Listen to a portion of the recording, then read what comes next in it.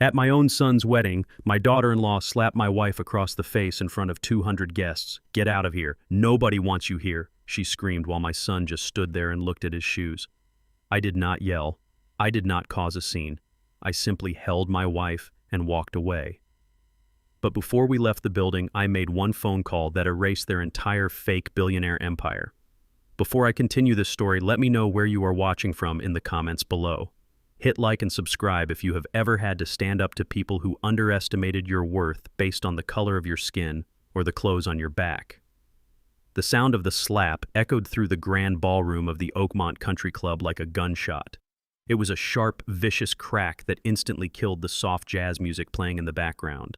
The crystal chandeliers above us seemed to tremble from the sheer hostility in the room. I watched in slow motion as my wife's reading glasses flew off her face and shattered against the polished marble floor. Loretta stumbled backward, holding her cheek. She is 71 years old, a woman who spent her entire life pouring love into our family, a woman whose only crime in that moment was reaching out a trembling, loving hand to adjust the crooked lace on her new daughter-in-law's bridal veil. It was a motherly gesture, a gesture of pure acceptance, but Chloe saw it differently. Chloe saw a poor older African-American woman daring to touch her custom-made $10,000 white silk gown. "Get out of here, nobody wants you here," Chloe hissed, her face twisted in a mask of absolute racial and classist disgust. She stood towering over Loretta in her pristine dress, breathing heavily as if she had just fended off an attack. The silence that followed was suffocating. 200 wealthy white guests, the Davenport's family and friends, stopped drinking their expensive champagne and stared at us. Their eyes were filled with a mixture of shock and quiet agreement. No one rushed forward to help. No one scolded the bride for physically assaulting an elderly woman. They simply watched us with cold, calculating eyes, waiting for us to react like the stereotypes they believed us to be. But the deepest wound did not come from Chloe. It came from the man standing right next to her. Andre. My son.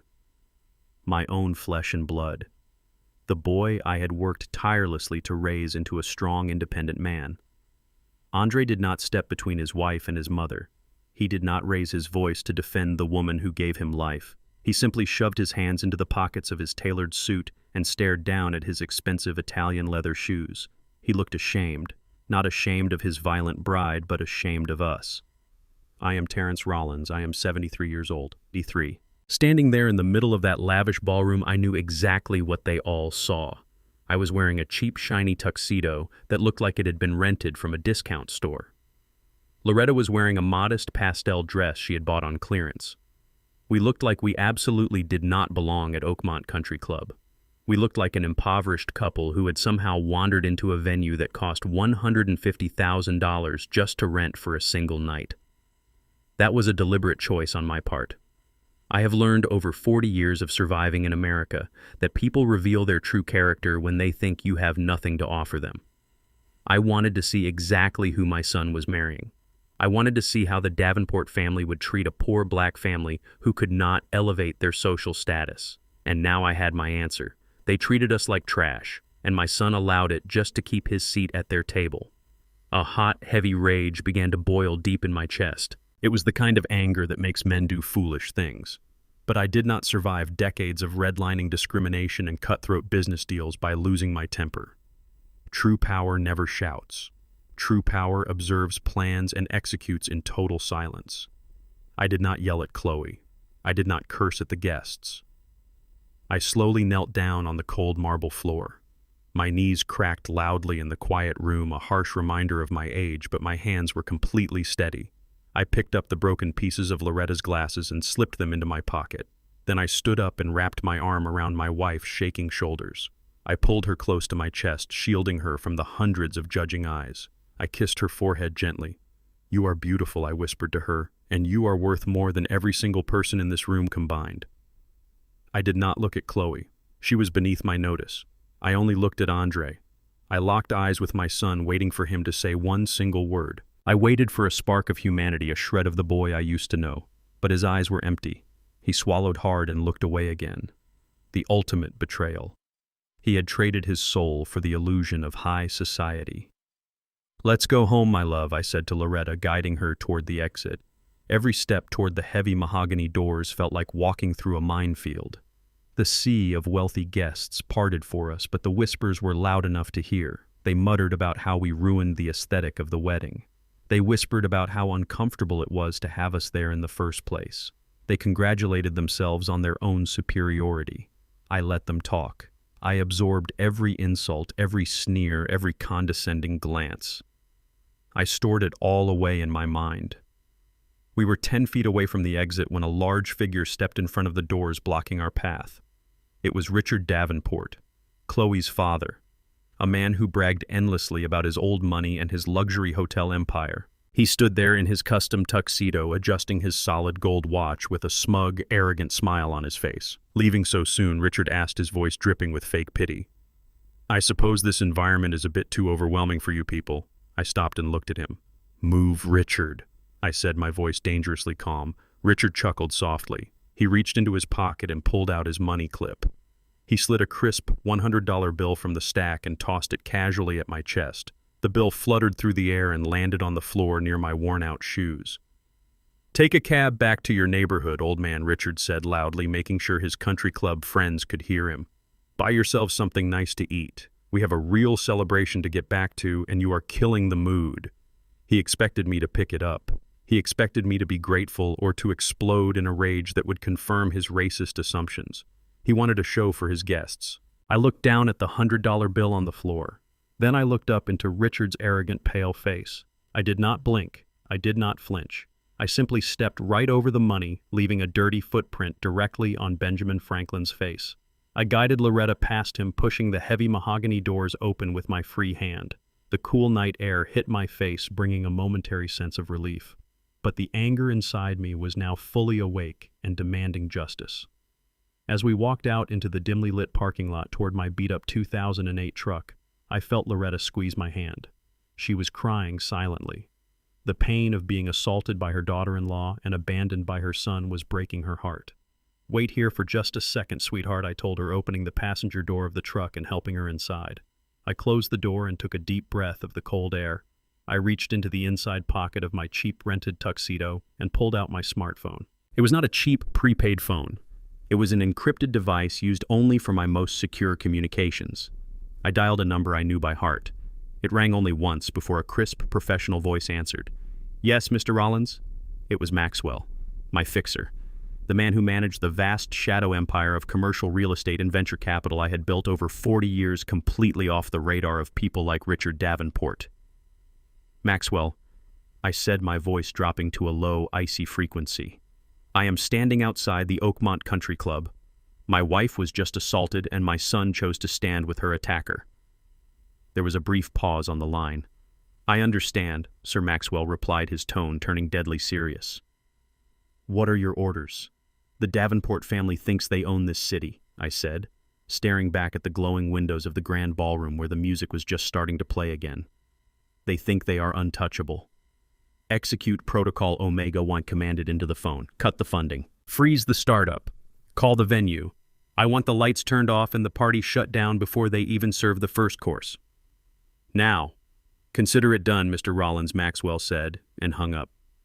I slipped the phone back into my pocket. I looked at the country club one last time. They had no idea that the broke old man they just kicked out of the building was the silent billionaire who secretly financed every single thing they were celebrating. The nightmare for the Davenport family was just beginning. I closed the heavy steel door of my beat-up 2008 Ford truck. The cold night air was instantly shut out, but the chill inside my chest remained. I reached across the worn fabric console and took Loretta's trembling hands in mine. She was weeping silently. The tears carved trails through the light makeup she had applied so carefully for her only son's wedding. I rubbed her knuckles with my thumbs, feeling the familiar warmth of the woman who had stood by my side when we had absolutely nothing. "Wait here for just a little while, my love," I said softly. "It is going to be over very soon. I promise you that no one will ever treat you like that again." Loretta nodded slowly and leaned her head against the cold glass of the passenger window. She did not ask me what I had done. She has known me for over 40 years. She knows that when I speak in that low, quiet tone, the earth is about to shift beneath the feet of anyone who crosses us. I sat in the driver's seat and looked through the windshield at the massive glowing structure of the Oakmont Country Club. The Davenports had insisted on this place. From the very first dinner we shared with them, Richard Davenport had made sure to casually mention his old money lineage. He talked about his great-grandfather who supposedly built half the city. He talked about their summer home and their luxury hotel investments. He and his wife Patricia looked at Andre like he was a lucky charity case. They thought Andre was just an ambitious black kid who had made a little bit of tech money and was desperately trying to buy his way into their prestigious white aristocratic circle. They had demanded Oakmont because it was the most exclusive venue in the state. To them, it was a symbol of their superiority. The rental fee alone was $150,000. They told Andre that if he wanted to marry a Davenport, he had to provide a wedding fit for a Davenport. Andre was terrified of losing Chloe. He was terrified of looking inadequate. He came to me begging for a loan because his startup company was barely breaking even. I paid for the venue anonymously. I did it because I loved my son and I wanted to see him happy. But I also did it because I know how fragile fake wealth truly is. The Davenports did not contribute a single dime to this wedding. They just showed up to drink the expensive champagne and accept the praises of their high society friends. Now the champagne was going to stop flowing. I rolled down my window just an inch to let the crisp night air in. I kept my eyes fixed on the towering arched windows of the grand ballroom. Inside, I could see the soft amber lights glowing warmly. I could see the silhouettes of the 200 guests moving gracefully across the floor. The faint, elegant sound of a live jazz band drifted through the glass. They were celebrating their power. They were celebrating their perceived dominance over people like me. Then my phone buzzed once in my pocket. A message from Maxwell. It was done. I watched the arched windows. Suddenly the romantic amber glow vanished. The grand chandeliers were completely shut off. Less than a second later, the harsh, blinding fluorescent cleaning lights snapped on. These were the glaring white lights used by the janitorial staff at 3 a.m. The kind of light that exposes every dirty scuff mark on the floor and every wrinkle on a person's face. At the exact same moment, the jazz band abruptly stopped playing. The sudden silence from the ballroom was so heavy and absolute that I could hear it even from my truck. I opened my door and stepped out onto the cold asphalt. I walked slowly toward the grand entrance. The heavy mahogany doors had been propped open by the valet staff. I stood in the shadows just outside the entrance where no one could see me, but where I had a perfect view of the entire ballroom. The scene inside was pure chaos. The guests were frozen in place, shielding their eyes from the aggressive fluorescent lights. Waiters who had been carrying silver trays of caviar and champagne were suddenly ordered to stop by the kitchen staff. The bartenders began packing up the expensive liquor bottles and closing the heavy wooden shutters over the open bar. Chloe was standing at the head table looking around in sheer panic. Her perfect wedding was unraveling right before her eyes. Andre stood next to her looking completely bewildered. Richard and Patricia Davenport were whispering furiously to each other, clearly outraged that their high society friends were being subjected to this terrible inconvenience. From the kitchen doors emerged the venue manager, Mr. Sterling. He was a tall, stern man in a flawless dark suit. He did not look apologetic. He walked with the heavy measured steps of a man who was about to deliver very bad news. He marched straight past the confused guests and stopped directly in front of the bridal table. "Excuse me, Mr. Sterling," Chloe shrieked, her voice echoing terribly in the silent, brightly lit room. "What is the meaning of this? Turn the ambient lighting back on immediately. We are about to serve the first course. Have your staff lost their minds?" Mr. Sterling stood perfectly still. He clasped his hands in front of him and looked at Chloe with a completely flat expression. "I am afraid there will be no first course, Mrs. Rollins," he said, his voice projecting loudly enough for the front rows of guests to hear. "In fact, the open bar is permanently closed. The catering staff has been ordered to halt all food preparation. All services are suspended effective immediately. I must ask you and all of your guests to vacate the premises within the next 15 minutes. A collective gasp rippled through the ballroom.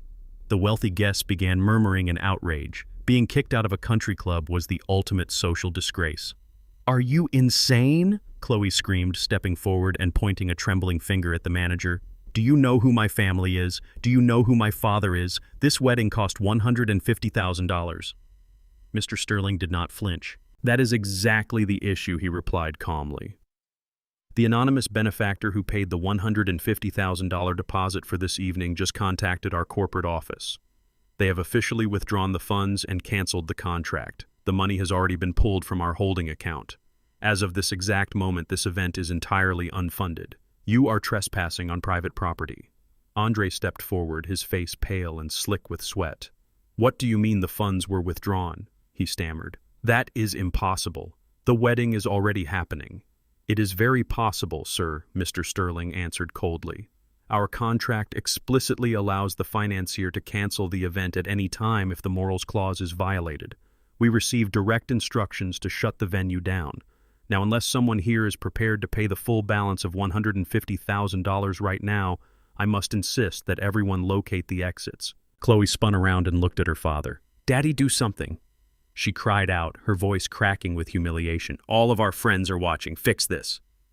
Richard Davenport puffed out his chest and marched up to Mr. Sterling. He was trying to project the aura of a powerful billionaire who was merely annoyed by a minor clerical error. He smoothed the lapels of his custom tuxedo and smiled a condescending, greasy smile. This is an absurd misunderstanding, Richard said loudly, ensuring that the surrounding guests could hear his commanding tone. I am Richard Davenport. I own the Davenport Hotel Group. Whoever this anonymous coward is, they obviously made a mistake. But do not worry, Mr. Sterling. I will cover the entire balance myself. A sigh of relief swept through the crowd of guests. The great Richard Davenport was stepping in to save his daughter's perfect night. Chloe smirked at the manager, crossing her arms triumphantly. Andre looked physically sick because he knew the truth about my money, but he remained completely silent. Richard reached into his tailored pocket and pulled out his famous money clip. He slid a heavy metal Platinum American Express card from the stack and handed it to Mr. Sterling with a dramatic flick of his wrist. Run it for the full $150,000, Richard ordered arrogantly, and add a $10,000 tip for your staff to make up for this ridiculous interruption. Then turn the damn lights back on and get the music playing. Mr. Sterling took the metal card without a single change in his expression. He signaled to an assistant manager who hurried over holding a wireless payment terminal. The guests watched in breathless anticipation. The room was so quiet you could hear the soft digital beep as Mr. Sterling inserted the platinum card into the machine. The terminal screen lit up. It processed for 3 long, agonizing seconds. Then it emitted a sharp, negative beep. Mr. Sterling looked at the screen and then looked back at Richard. Declined, sir. The word hung in the air like a death sentence. Declined. The guests stared at Richard. A few people actually gasped. Richard turned bright red. The veins in his neck bulged against his tight white collar. That is impossible, he sputtered, snatching the card back. That is an unlimited platinum account. Your machine is obviously broken. Try this one. He fumbled in his clip and pulled out a black corporate card. He shoved it into Mr. Sterling's hand. Run that one. It is tied directly to my hotel holding company. Mr. Sterling calmly inserted the second card into the terminal. The machine processed. It beeped the exact same sharp negative tone. Declined. Mr. Sterling repeated, his voice echoing across the silent ballroom. Sweat began to pour down Richard's forehead. His hands were shaking visibly. He pulled out a third card, a basic Visa, and tried to hand it over, but his fingers fumbled and the plastic card fell to the polished marble floor. It landed right next to the spot where Loretta had dropped her glasses just 10 minutes earlier. The illusion was completely shattered. The great billionaire Davenport was completely broke. His empire was a mountain of debt and smoke. Without my anonymous funding, they could not even afford the appetizers they had just eaten. I stood in the shadows outside the mahogany doors and smiled a cold, satisfied smile. I turned my back on the ruined wedding and walked slowly back to my truck. The lights were out at Oakmont, and the Davenport family was finally standing in the dark. The panic inside the grand ballroom of the Oakmont Country Club was spreading like a wildfire. I sat in my truck and watched through the large glass windows as the wealthy guests began to scatter. They were whispering furiously to one another, pointing fingers and gathering their expensive coats. The illusion of the Davenport family wealth had shattered completely. Richard Davenport was still standing by the head table, shouting at the venue manager, but his voice was trembling with pure fear. Andre stood frozen in the middle of the chaos, staring at the heavy mahogany doors we had just exited.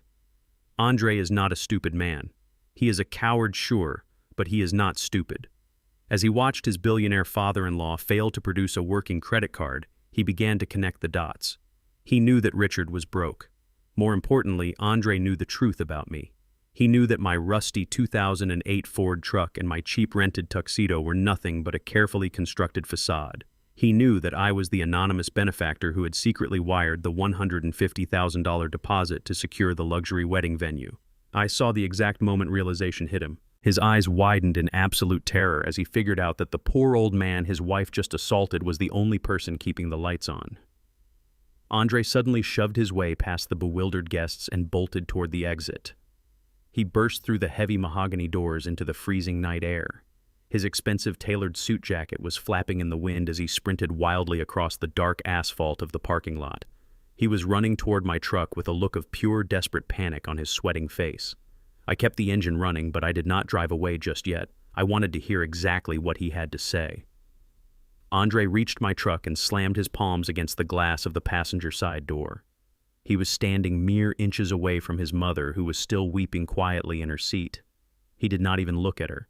He bent down and tapped frantically on my window, breathing heavy clouds of white vapor into the cold night air. I reached over and pressed the button to roll down the window just a few short inches. "Dad, please, you have to fix this," Andre begged, his voice cracking with desperation. "You have to call the venue manager right now and put the money back. They are kicking everyone out and Chloe is crying hysterically inside. This is the most important night of my entire life and it is falling apart. Please just wire the funds back and let us finish the reception." I stared at him in complete disbelief. He was begging for money to save a party while his 71-year-old mother sat right next to him nursing a very bruised, swollen cheek. I looked at my son with absolute disgust. The cold night air filling the cabin of the truck matched the sudden chill in my heart. "Your wife just physically assaulted your mother in front of 200 people, I said, my voice low and dangerous. "She slapped the woman who gave you life, and you just stood there staring at your shoes. You did not protect her. You did not defend her. And now you have the audacity to run out here and ask me to pay for the rest of this insulting charade. I am not paying a dime." The desperation on Andre's face instantly vanished. The pleading son disappeared and was replaced by an entitled, furious stranger.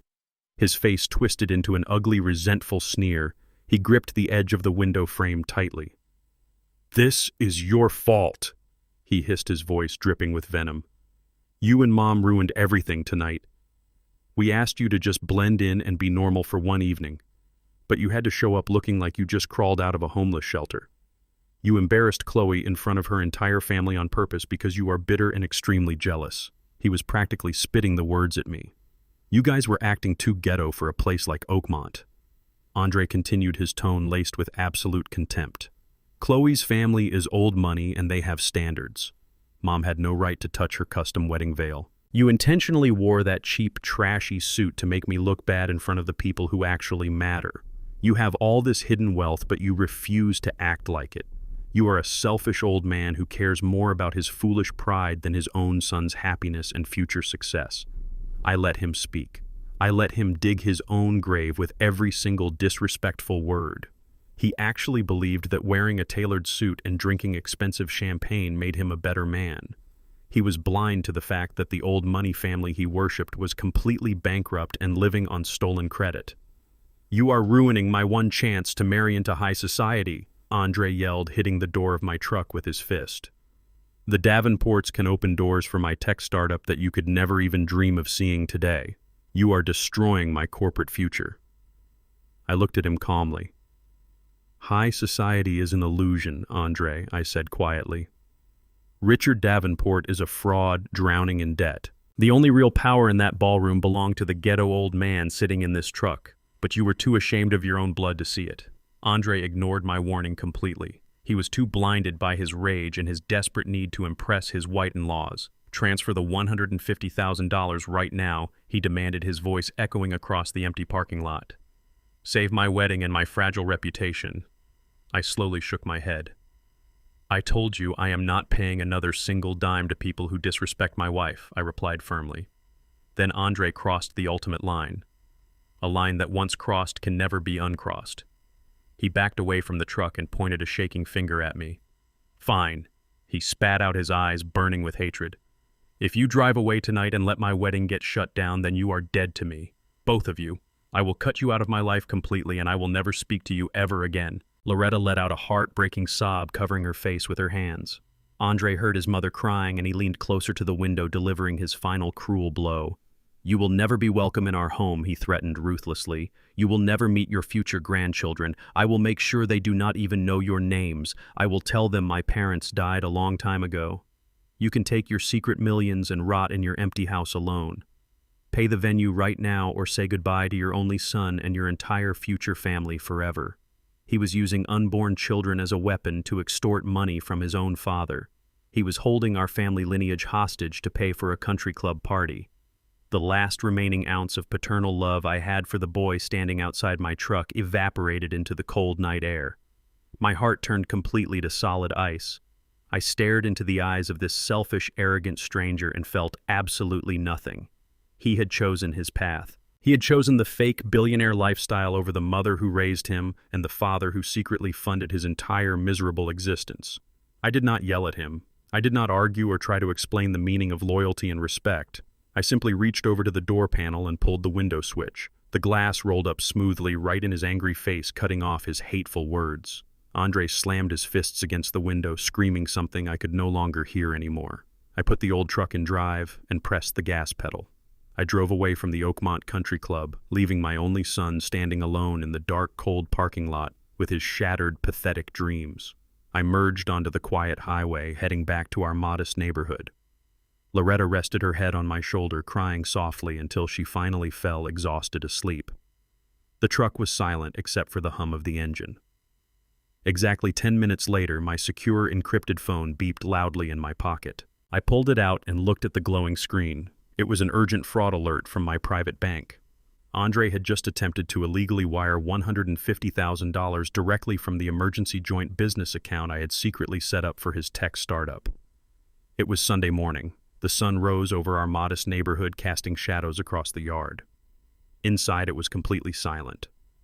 Loretta was sleeping peacefully after crying for hours the night before. The bruise on her cheek was a dark reminder of the disrespect we endured. I sat at the wooden desk in my office holding a cup of black coffee. The coffee was cold, but I did not care. My focus was on the phone sitting on my desk, glowing with a fraud alert from my bank. Andre had actually done it. In a desperate attempt to save his humiliated bride and his fake image, my son tried to illegally wire $150,000. He tried to pull the funds from the joint business account I established for his tech startup, Apex Solutions. He thought he was being clever. He thought he could bypass my authority, steal the money, and buy back the respect of the Davenport family.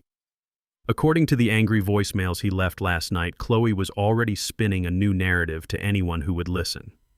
She told her wealthy friends that the wedding was ruined because the father of her husband was a bitter, jealous old man. She claimed I sabotaged their night because I could not stand seeing them succeed. She omitted the part where she violently slapped an elderly woman across the face. They arrogantly believed the wire transfer would fix everything by Sunday morning. They believed they could pay off the venue manager and pretend the disaster was a misunderstanding caused by a crazy old relative. But Andre fundamentally misunderstood how my money worked. More importantly, he misunderstood how I built my entire life. Over the past 40 years, I have quietly amassed a massive fortune in commercial real estate and private venture capital. I did it completely under the radar. When I first started out in the 1980s, the business world was ruthless and unforgiving to a black man trying to build generational wealth.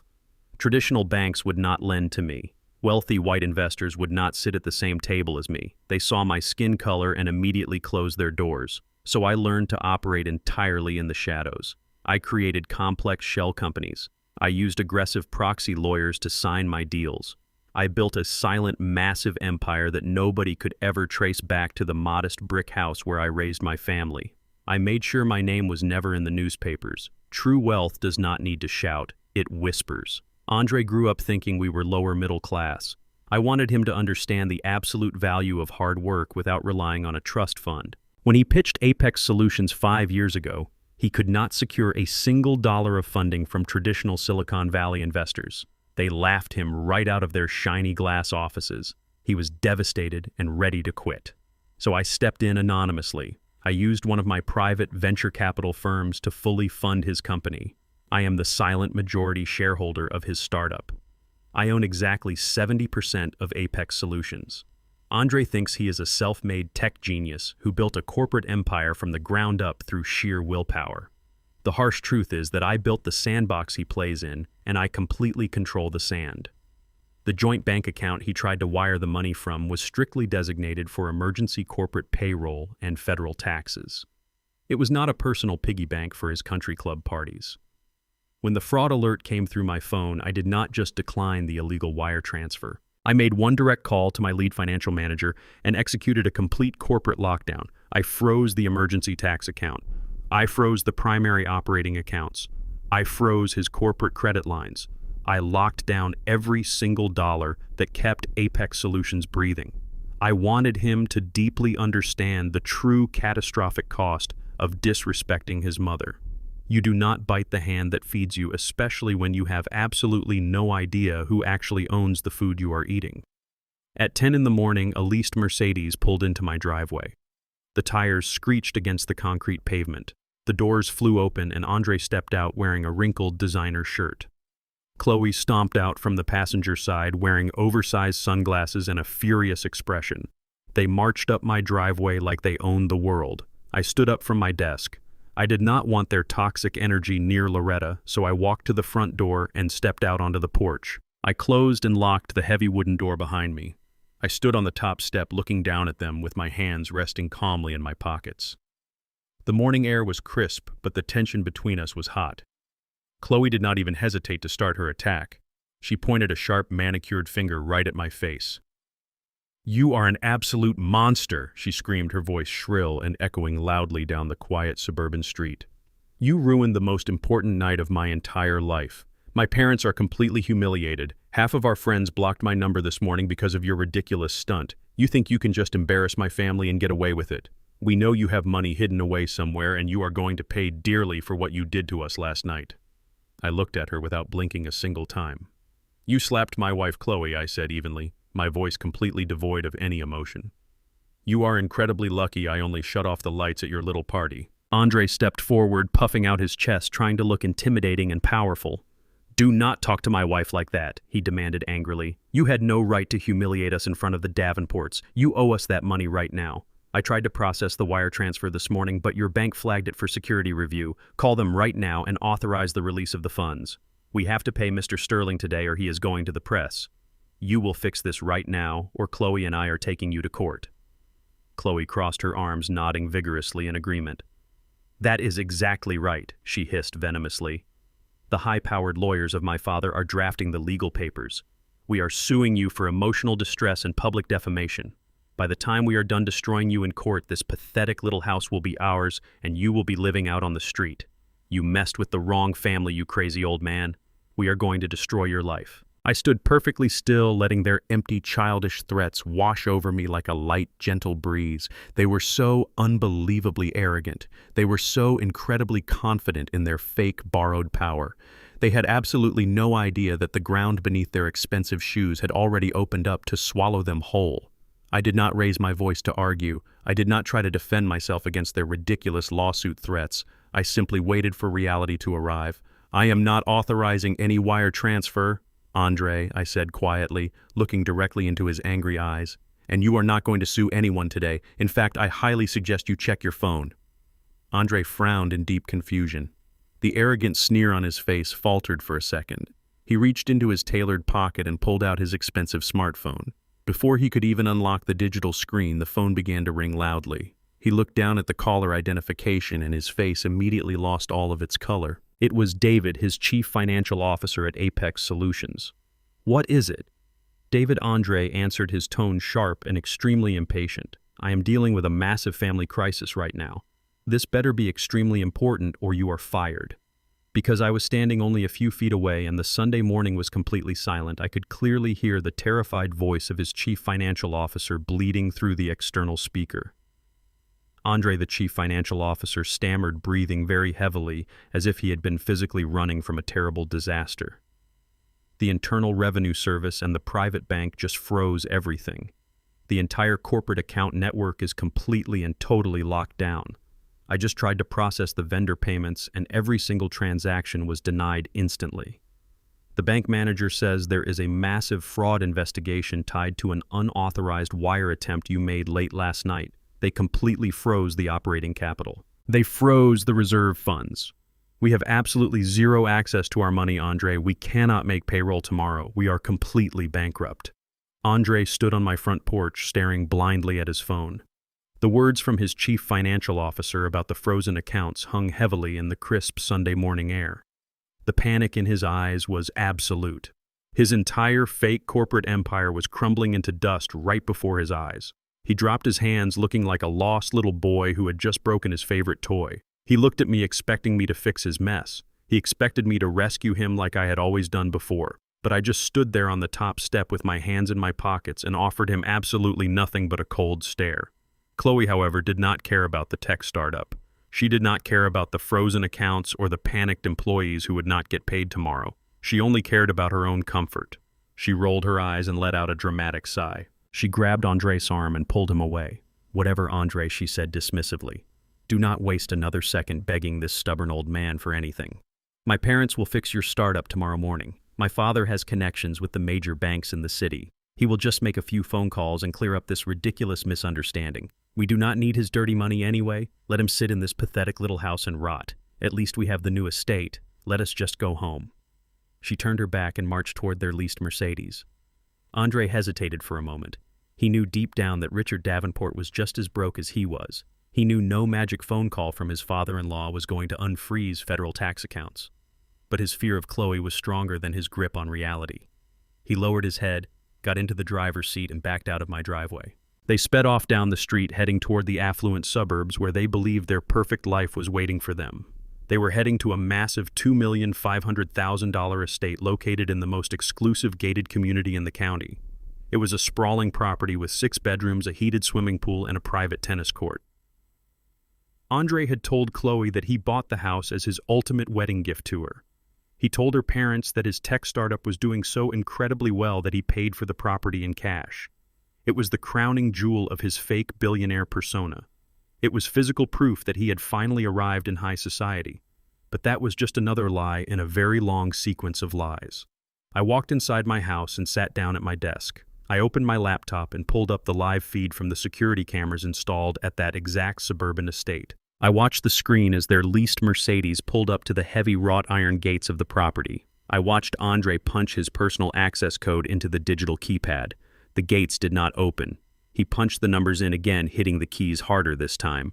The red light flashed on the keypad, signaling that his access had been permanently revoked. Chloe threw her hands up in frustration. She stepped out of the car, complaining loudly about the incompetent security system.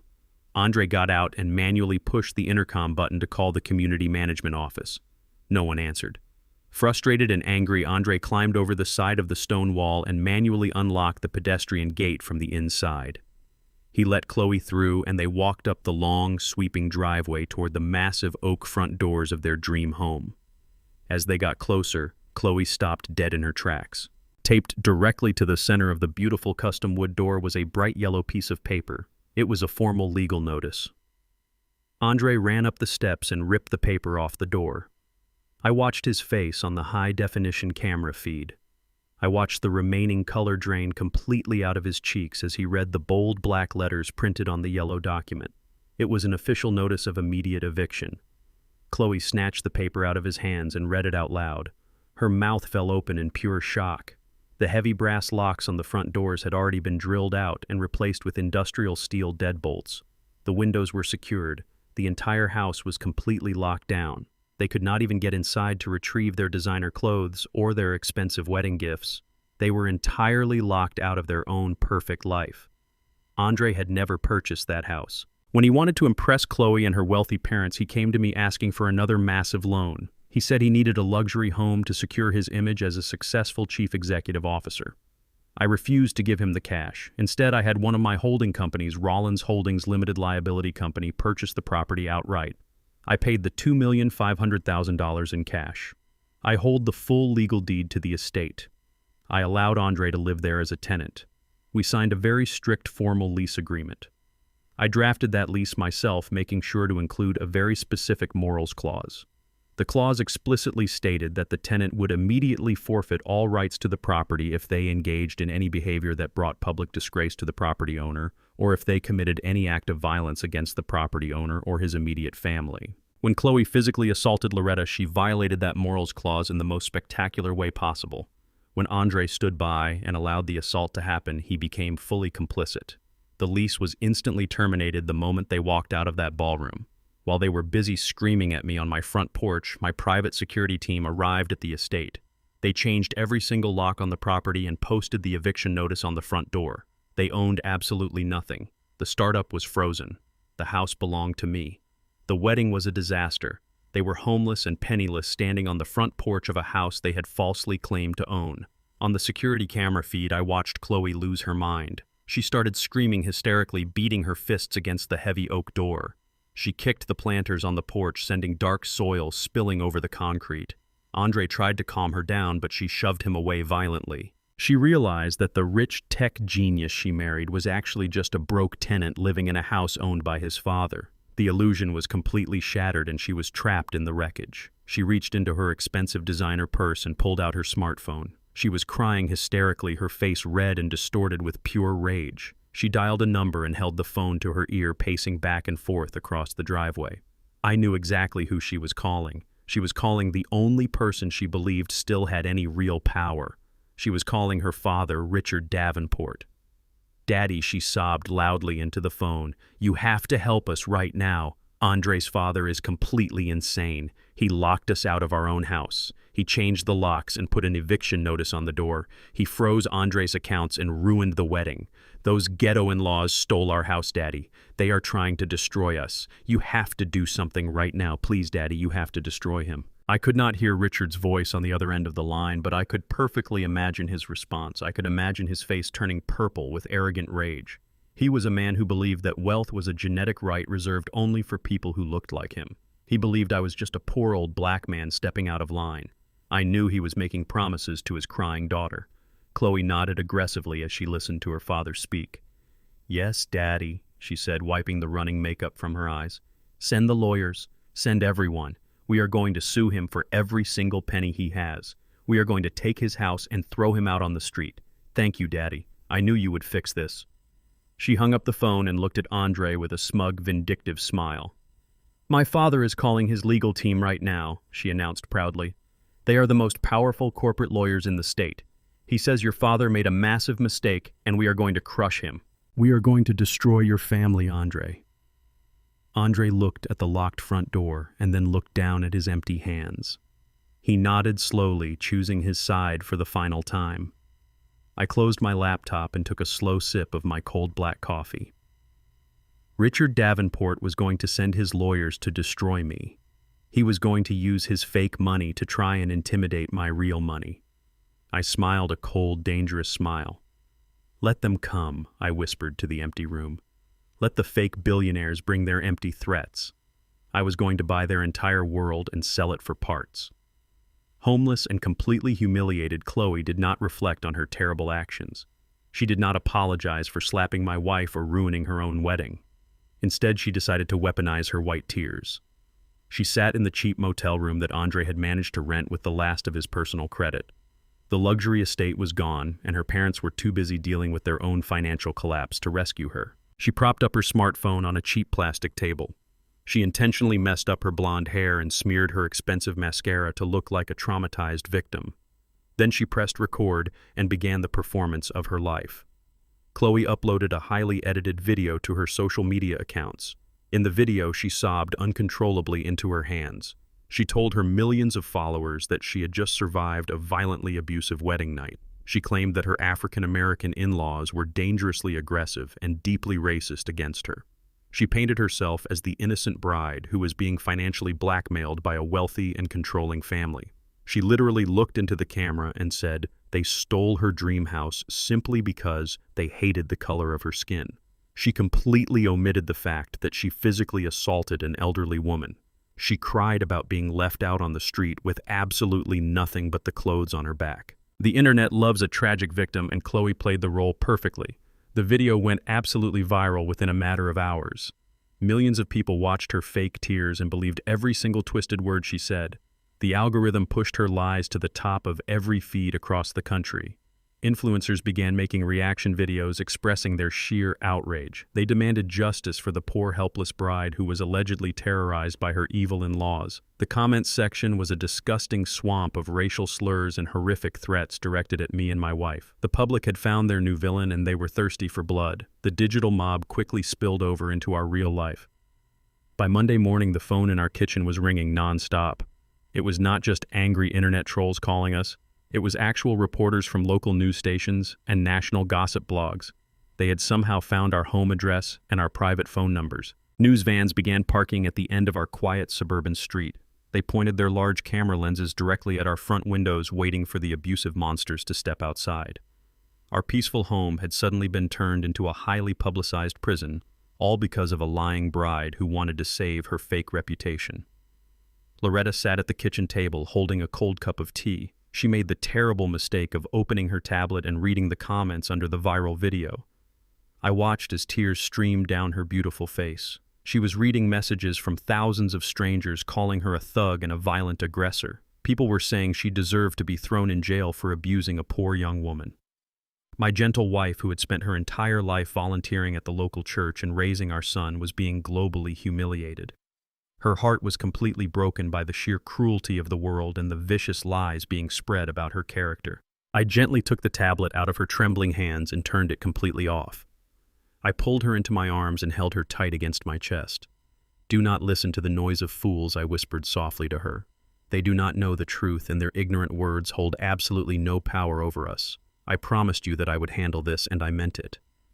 Loretta buried her face in my shoulder and wept quietly.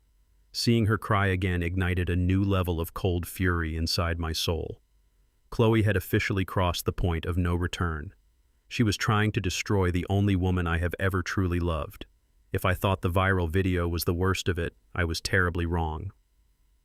Andre decided to pour gasoline on the fire. Desperate to salvage his own public image and his failing tech startup, he went on a highly popular business podcast. The host asked him about the viral wedding disaster and the terrible allegations his wife had made. Instead of defending his family or telling the truth, Andre completely threw me under the bus. He sat in front of the studio microphones and publicly sided with his racist wife. He told the host that his father was a deeply controlling narcissist who used money to manipulate and punish people. Andre told the listeners that I had always been jealous of his success in the tech industry. He claimed I secretly bought the estate just to hold it over his head and trap him in a toxic dynamic. He validated every single lie that Chloe had told in her crying video. My own son sat there and agreed that we were abusive and dangerous. He said he had to cut ties with us to protect his new wife from our toxic behavior. He used all the modern buzzwords to make himself look like a brave survivor escaping a traumatic childhood. He completely erased all the sacrifices we made to build his entire life. The podcast episode exploded online.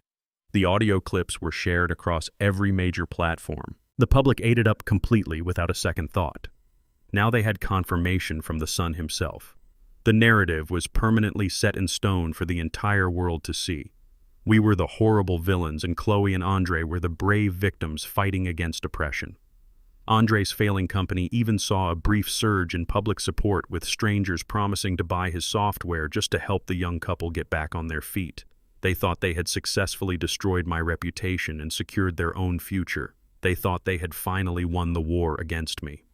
The local news channels began running segments on the story every single hour. They interviewed our neighbors, trying to dig up any dirt they could find on us. Most of our neighbors refused to speak, but a few people who never even liked us took the opportunity to get their 15 minutes of fame. They told the cameras that we were always secretive and unfriendly. They spun completely normal behavior into something dark and sinister. The media spun a narrative that I was a ruthless underground slumlord who terrorized his own family for fun. They painted a picture of a man who was so hateful he would leave his own son homeless right after his beautiful wedding ceremony. Listening to my son betray me on that podcast was a pain unlike anything I had ever experienced in my entire life. It was far worse than any business loss or financial collapse. I had spent countless nights working overtime just to pay for his college tuition. I had quietly funded his dreams when nobody else believed in him. and he repaid me by joining a racist smear campaign to protect a woman who saw us as nothing more than the dirt on her shoes. I realized then that Andre was completely lost to me. He had traded his heritage, his family, and his soul for a temporary seat at a table where he would never truly belong. I sat alone in my dark home office. The heavy curtains were pulled tightly shut to block out the flashing cameras of the reporters waiting patiently outside my house. The room was completely silent except for the rhythmic ticking of the antique clock on the wall. I sat in my leather chair drinking a hot cup of black coffee. The bitter taste matched my current mood perfectly. I was not panicking about the news. I was not scrambling to call a public relations team or begging the media for a chance to tell my side of the story. I was simply sitting there waiting for the absolute perfect moment to strike back.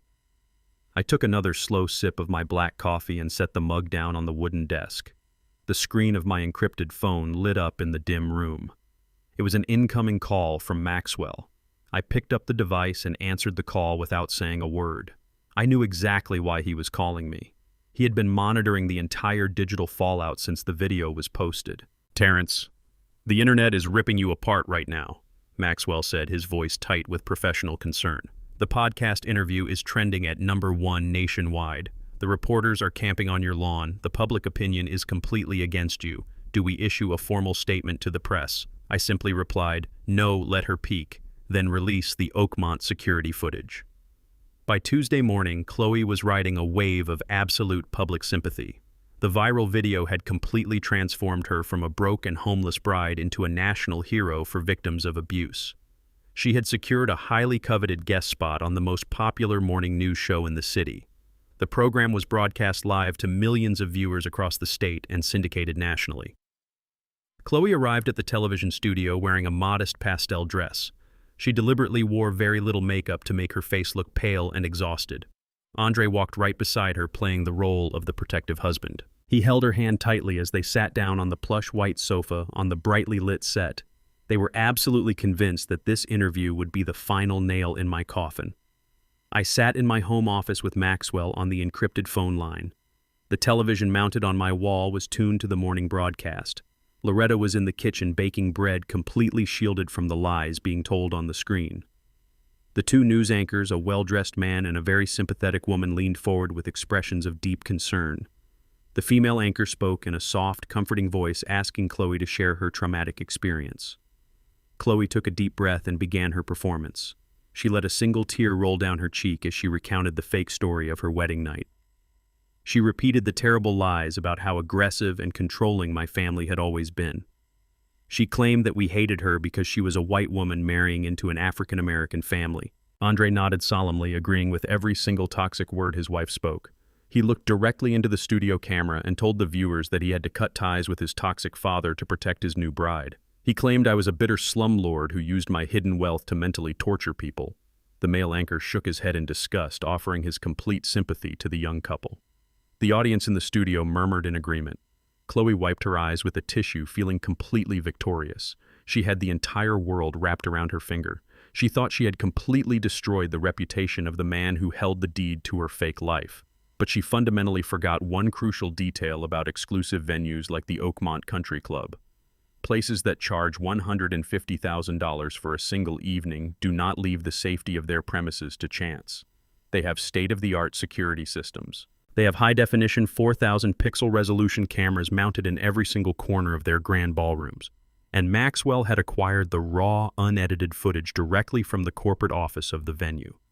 As Chloe was in the middle of a fabricated story about how Loretta threatened her, the female anchor suddenly stopped speaking. She pressed her hand against her earpiece, listening intently to the control room. Her sympathetic expression instantly vanished. It was replaced by a look of profound confusion, and then absolute shock. The male anchor also touched his earpiece, his eyes widening as he stared at the teleprompter. "We apologize for the sudden interruption," the female anchor said, her voice suddenly turning very cold and professional. "But our producers have just received a piece of breaking evidence that was simultaneously released to every major news outlet in the country. It appears to be raw security camera footage from the Oakmont Country Club on the night of the wedding. We are going to play this footage live for our viewers right now." Chloe froze completely. Her fake tears stopped instantly. Andre gripped the edge of the white sofa, his knuckles turning completely white. They had absolutely no idea that the camera existed. They turned their heads to look at the large monitor in the studio as the footage began to play. The video quality was absolutely crystal clear. There was no audio, but the visual evidence was undeniably damning. The screen showed the bridal table in brilliant high definition. It showed my wife, Loretta, stepping forward with a gentle, warm smile on her face. It showed her reaching out with absolute maternal tenderness to adjust the crooked lace on the veil of the bride. The entire world watched as Chloe suddenly twisted her face into an ugly mask of pure hatred. The footage clearly captured Chloe raising her hand and violently slapping a 71-year-old woman across the face. It showed Loretta's glasses flying through the air and shattering on the marble floor. It showed Loretta stumbling backward in pain and shock. The camera angles switched seamlessly, proving that the footage was completely authentic. The viewers watched in absolute horror as my son Andre simply stood there doing absolutely nothing to protect his mother. Then the footage showed me stepping forward, calmly picking up the broken glasses and wrapping my arm around my wife. The entire country watched the pure grace and quiet dignity of a man shielding his family from unprovoked violence. But the footage did not stop there. It showed us walking toward the heavy mahogany doors. It captured Richard Davenport stepping squarely in my path. It clearly showed him throwing a $100 bill directly at my chest, mocking me. It showed me stepping right over the money with my head held high. The contrast between the lies Chloe had just told on live television and the absolute truth of the security footage was staggering. The studio was completely dead silent. The live audience was too shocked to even gasp. The anchors stared at the monitor in open disgust. The video feed cut back to the live studio showing Chloe and Andre sitting on the white sofa. Chloe looked like she had just seen a ghost. Her face was completely drained of all color. Her mouth opened and closed, but no words came out. The protective husband routine Andre was playing evaporated entirely. He looked physically sick, shrinking back into the cushions as if he wanted to disappear from the face of the earth. Mrs. Rollins, the male anchor, said, his tone laced with heavy, unfiltered contempt. That footage clearly contradicts every single statement you have made this morning and over the past 3 days. It appears that you physically assaulted an elderly woman unprovoked and your father racially harassed your father-in-law. Do you have any explanation for what we just watched? Chloe stammered uncontrollably. She tried to deny it. She tried to say the video was manipulated or taken completely out of context, but it was in high definition, and there was no hiding from the brutal reality of her actions. She had lied to millions of people, and the internet is a very unforgiving place when it discovers it has been manipulated by a fake victim. The public backlash was instantaneous and absolutely devastating. As Chloe continued to stammer out pathetic excuses, her smartphone began to buzz wildly on the glass table in front of her. It vibrated so violently that the microphone picked up the aggressive rattling sound. The internet had completely flipped in a matter of seconds. The same people who had been defending her moments ago were now flooding her social media accounts with pure rage. They saw her for exactly what she was. She was a violent, manipulative racist who tried to destroy an innocent elderly couple to cover up her own horrific behavior. The hashtag demanding justice for Loretta was already the #1 trending topic in the entire world. The female anchor looked down at her tablet, her eyes scanning a breaking update. It seems the public reaction is already taking effect, she announced, looking directly at Chloe with zero sympathy. Mrs. Rollins, we have just received a live statement from your employer. Chloe worked as a senior account manager for one of the most prestigious public relations firms in the entire city. Her job was her pride and joy.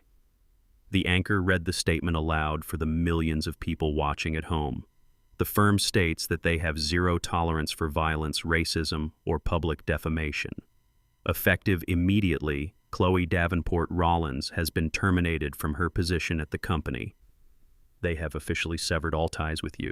Chloe let out a gasp, covering her mouth with her trembling hands. She lost her high-paying job on live national television. She had lost her reputation, her fake victim status, and her entire future. Andre stared at her, realizing that he had thrown his entire family away for a woman who was now completely toxic and unemployable. I sat in my home office and took a slow, satisfying sip of my black coffee. I told Maxwell to release the footage right at the peak of her arrogance, and the timing was absolutely perfect. The trap had snapped completely shut. They were exposed. The fallout from the morning news broadcast was absolute and irreversible.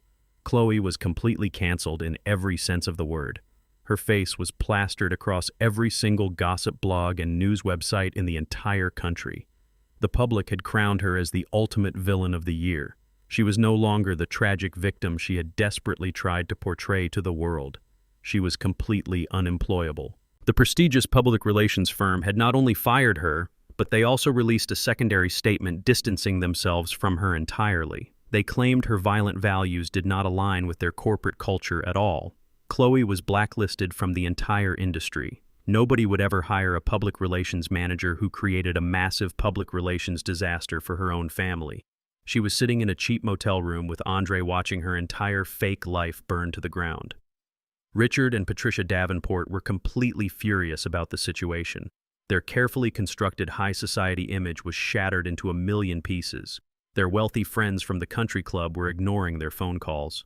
The elite social circles they had clawed their way into were suddenly completely closed off to them. Patricia was uninvited from her charity galas and her weekly luncheons. People who used to kiss the ground they walked on were now actively crossing the street to avoid them. But instead of feeling any shame or taking responsibility for the horrific actions of their daughter, they decided to double down on their absolute arrogance. They believed they were the true victims of a malicious smear campaign orchestrated by a bitter old man. They refused to accept defeat under any circumstances. Richard Davenport was a man who believed he could buy his way out of any problem in the world. But he had a massive secret that only I knew about. He had absolutely no money left in his bank accounts. His luxury hotel empire was drowning in predatory loans and secret bankruptcies. His corporate credit cards were completely maxed out. But his overwhelming pride forced him to take one last desperate gamble to save his family name. He used the very last of his available corporate credit to hire a notoriously shady defense lawyer. This was not a respected corporate attorney. This was a man who specialized in aggressive public relations stunts and dirty legal tactics designed to intimidate innocent people. Richard directed his shady lawyer to immediately draft a massive civil lawsuit against me and Loretta. They released a ridiculous public statement to the desperate tabloids claiming that the crystal-clear security footage from the Oakmont Country Club was completely fake.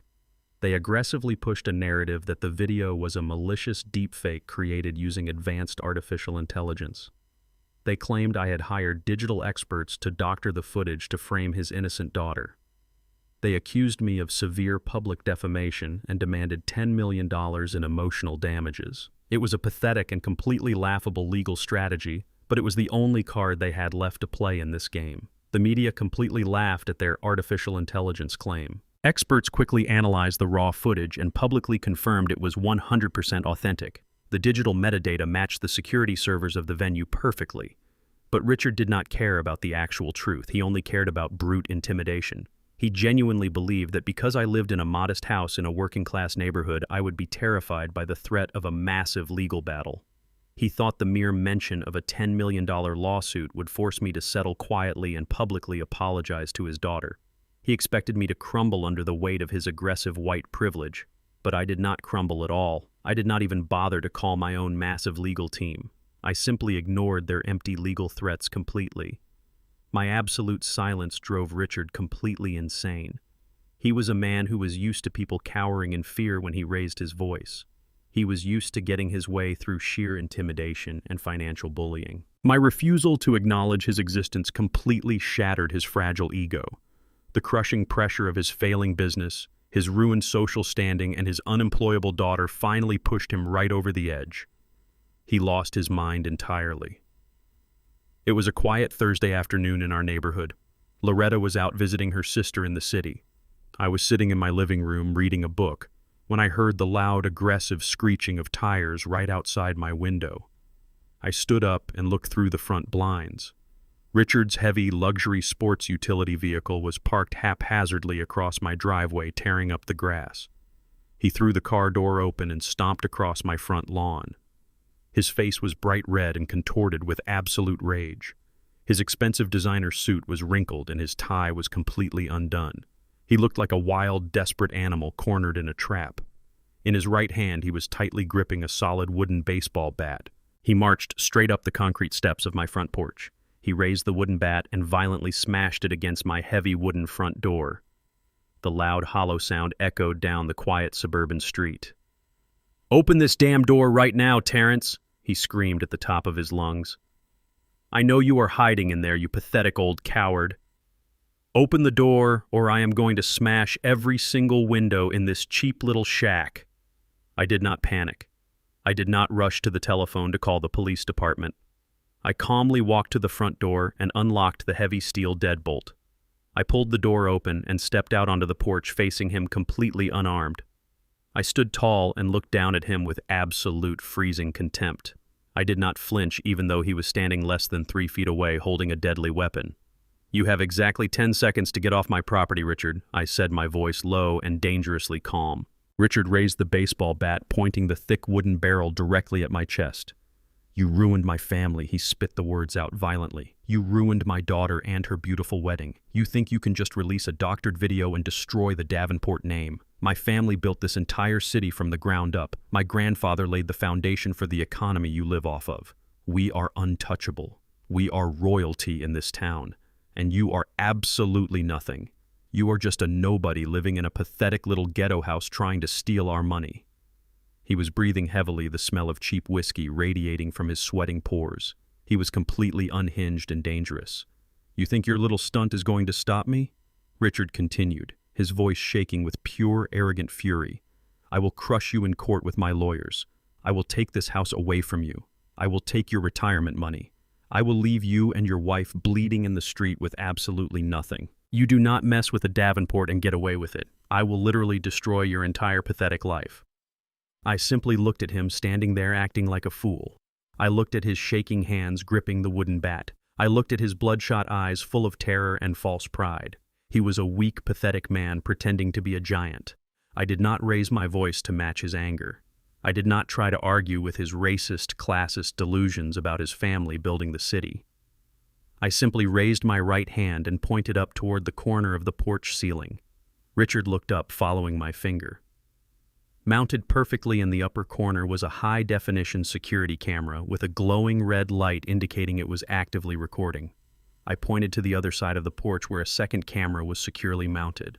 Then I pointed to the smart doorbell panel right next to him that had a built-in microphone and lens. "You are standing on my private property, threatening me with a deadly weapon, Richard," I said evenly.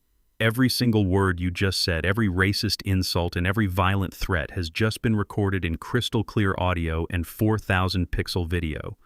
It has already been automatically uploaded to a secure off-site cloud server. You just handed me the easiest felony terroristic threat case in the history of this state." The color instantly drained from his red, sweaty face. The wooden baseball bat suddenly looked very heavy in his trembling hands. He slowly lowered the weapon, his bravado completely evaporating into the cool afternoon air. He suddenly realized the absolute catastrophic mistake he had just made. If that video went to the local police department, he would not just be publicly ruined. He would go directly to a federal prison for a very long time. "Get off my porch!" I commanded, my voice slicing through the silence like a razor blade. "Get in your car and drive away before I decide to send this new footage to the local news anchors who just ended the career of your terrible daughter." Richard swallowed hard. He opened his mouth to say something to try and salvage some tiny shred of his broken dignity, but he had absolutely no words left to speak. He turned around, completely defeated, and walked slowly back to his luxury vehicle. He threw the wooden bat into the passenger seat and climbed behind the steering wheel. He reversed out of my driveway, tearing up more grass, and sped down the street, running a stop sign in his desperate rush to escape reality. I stood on the porch and watched his car disappear around the corner. I did not call the local police department. Calling the police was for people who wanted to put an end to the conflict and let the justice system take over. I did not want to end the conflict yet. I wanted to completely annihilate his entire existence on my own terms. A man like Richard Davenport would never learn his lesson sitting in a tiny jail cell. He needed to be stripped of the one single thing that gave him his false sense of superiority over the rest of the world. He needed to lose his fake billionaire empire. I walked back inside the house and locked the heavy front door securely. The house was quiet and peaceful again. I walked into my home office and sat down at my heavy wooden desk. I picked up my encrypted smartphone and pressed the single speed dial button. The secure line rang exactly one time before the crisp, professional voice answered.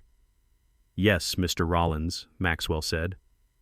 Richard Davenport just showed up at my house with a baseball bat, I stated calmly, staring at the blank screen of my computer monitor. He threatened my family. He screamed that he is a Davenport and that his family built this city. He truly believes he is an untouchable king simply because of his last name. He believes he owns this entire town and everyone in it. There was a brief silence on the other end of the line. "Are you safe, sir?" Maxwell asked, his voice dropping to a serious, protective tone. "Do you need me to dispatch the private security team to your residence immediately to secure the perimeter?" "I am completely fine, Maxwell," I replied, resting my hand on the smooth surface of the wooden desk. "But I am absolutely done playing these little neighborhood games with these arrogant people. It is time to end this right now. Richard thinks he owns this city. It is time to look at the entire Davenport commercial real estate portfolio." I leaned back in my leather chair and took a deep breath. "Find every single predatory loan he has ever taken out," I ordered. "Find every secret bankruptcy, every leveraged asset, and every single unpaid corporate debt he has hidden from his investors. Buy his debt, Maxwell. Buy all of it. I want to own the ground he walks on by tomorrow morning." "Understood, Mr. Rollins," Maxwell replied without a single moment of hesitation. "I will initiate the corporate acquisition immediately. He will not own a single brick by the time we are done." Maxwell went to work immediately. He is a man who operates with surgical precision and absolute discretion.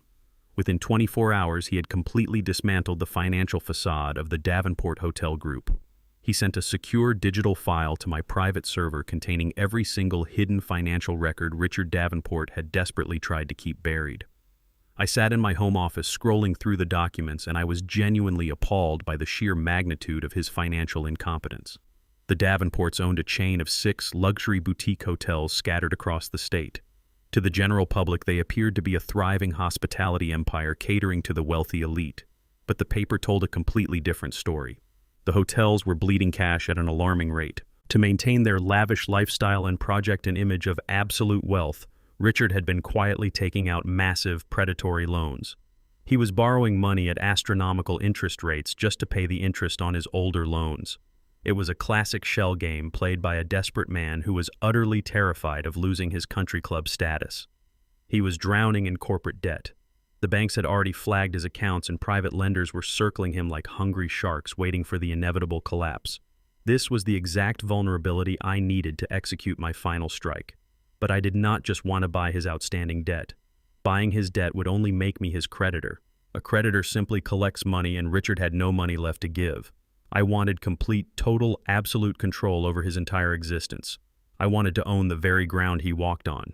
I looked at the property deeds and noticed a critical structural flaw in his business model. When his grandfather built the hotel empire, he did not buy the land beneath the buildings. He leased the land through a massive 99-year commercial ground lease owned by an old holding company. Richard owned the expensive bricks and the crystal chandeliers, but he did not own the dirt underneath them. That dirt was currently held by a private investment firm that was looking to liquidate their assets. Seeing this setup brought back a rush of very specific memories from the early 1980s.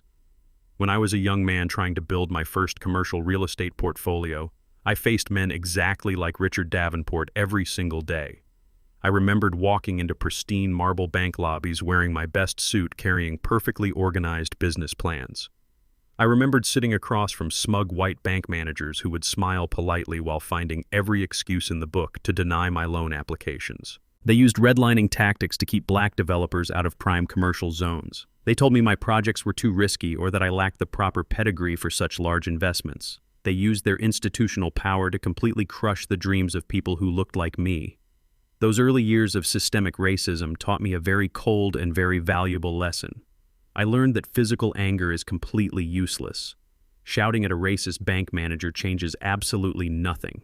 Throwing a punch only lands you in a jail cell where they want you anyway. True revenge is never physical. True revenge is paper. Contracts, deeds, leases, and equity are the absolute weapons of the modern world. Paper can destroy a man without ever laying a single finger on him. It can strip him of his generational wealth, his social standing, and his arrogant pride in a matter of seconds. I spent 40 years mastering the art of paper warfare specifically so I would never be at the mercy of men like Richard Davenport ever again. I picked up my encrypted phone and called Maxwell. I gave him a very specific set of instructions. We were going to bypass the debt entirely and buy the actual land. I authorized Maxwell to use whatever liquid capital was necessary to aggressively acquire the private investment firm that owned the ground leases for all 6 Davenport hotels. I instructed him to dissolve their old corporate structure and absorb the land deeds into a brand new holding company.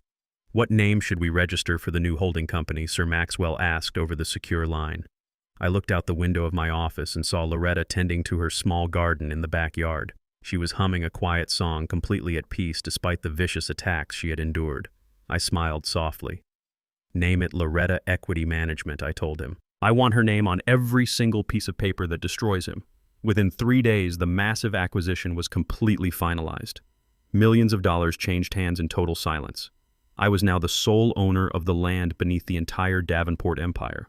I was officially Richard's landlord. And because Richard had defaulted on a hidden clause regarding maintaining minimum operational cash reserves, which Maxwell discovered buried deep in the original ground lease, I had the absolute legal right to terminate the lease and seize the buildings immediately. We drafted the immediate foreclosure and eviction papers that same afternoon. Richard was completely oblivious to the silent corporate bloodbath that had just taken place. He was too busy trying to save his sinking ship with smoke and mirrors. He organized a massive, desperate charity gala at his flagship hotel downtown. It was a pathetic attempt to project strength and stability to the public. He invited hundreds of wealthy private investors, politicians, and socialites, hoping to charm them into giving him a fresh injection of capital to save his bankrupt company. He rented extra crystal chandeliers, hired a famous string quartet, and served the most expensive champagne he could acquire on his last remaining line of credit. Chloe and Andre were there as well. They stood near the back of the grand ballroom, trying to look important and wealthy. Chloe wore a new designer gown, acting as if the entire internet had not just exposed her as a violent racist a few days prior. She was clinging to the last shreds of her fake high society life. Andre stood beside her, wearing a forced smile, desperately trying to network with investors to save his own frozen tech startup.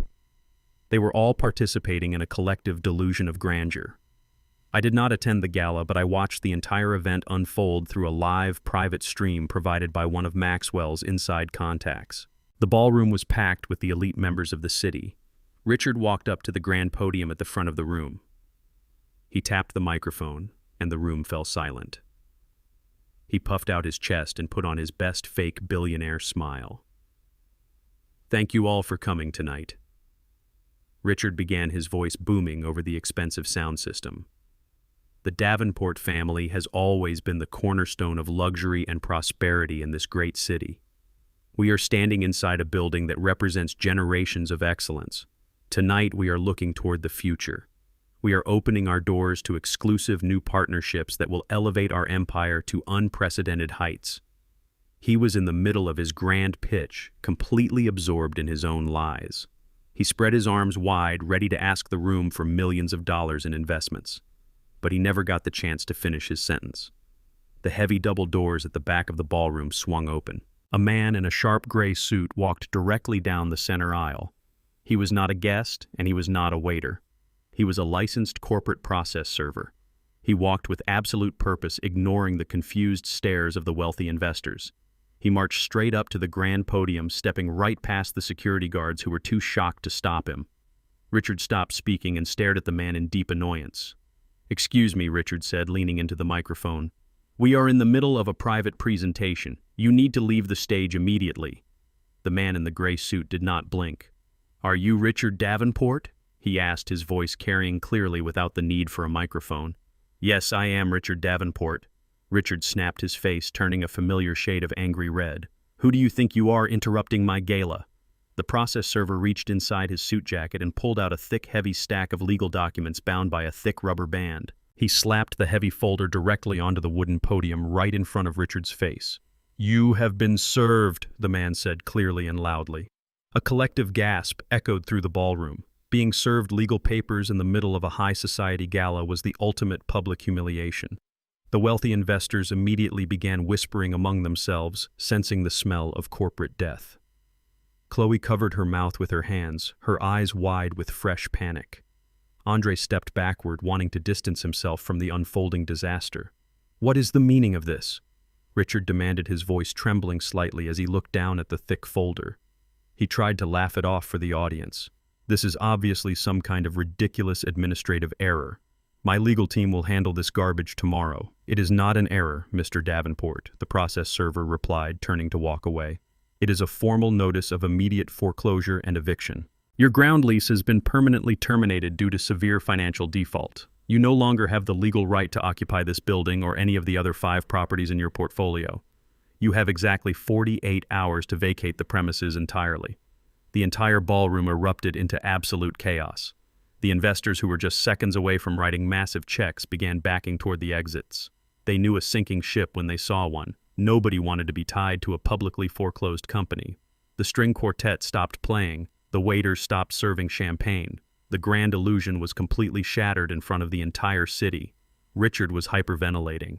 He scrambled to open the thick folder, his hands shaking so violently he could barely turn the pages. He scanned the dense legal jargon, desperately looking for a loophole or a mistake.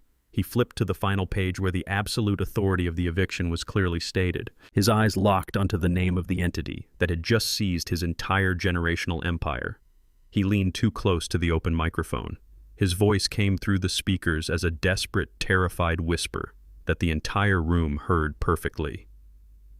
"What is Loretta Equity Management?" he whispered, his face completely devoid of all color. I sat in my dark office watching the live stream on my monitor.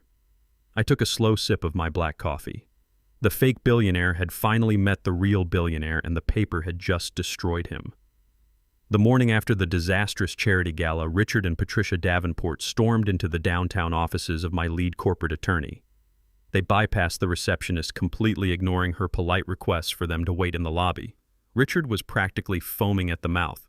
He kicked open the heavy glass doors of the main conference room where my attorney was calmly sitting at the head of a massive mahogany table. Richard slammed his fists down on the polished wood, demanding answers. He was screaming at the top of his lungs, demanding to know who was behind Loretta Equity Management.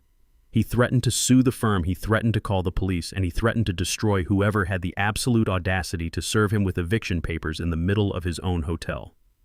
Patricia stood right behind him, wearing dark sunglasses and a designer coat, clutching her expensive leather purse like a shield. She echoed her husband's threats, demanding that the invisible coward show their face. They were so blinded by their own arrogance and their desperate panic that they did not even bother to look toward the back of the spacious conference room. I was standing quietly in the shadows near the large floor-to-ceiling windows looking out over the city skyline. I was wearing a perfectly tailored dark charcoal suit that cost more than the leased vehicle they drove to get here. I held a sleek leather folder in my hands. I listened to them scream and make their empty, pathetic threats for a few minutes, letting them exhaust their rapidly depleting energy.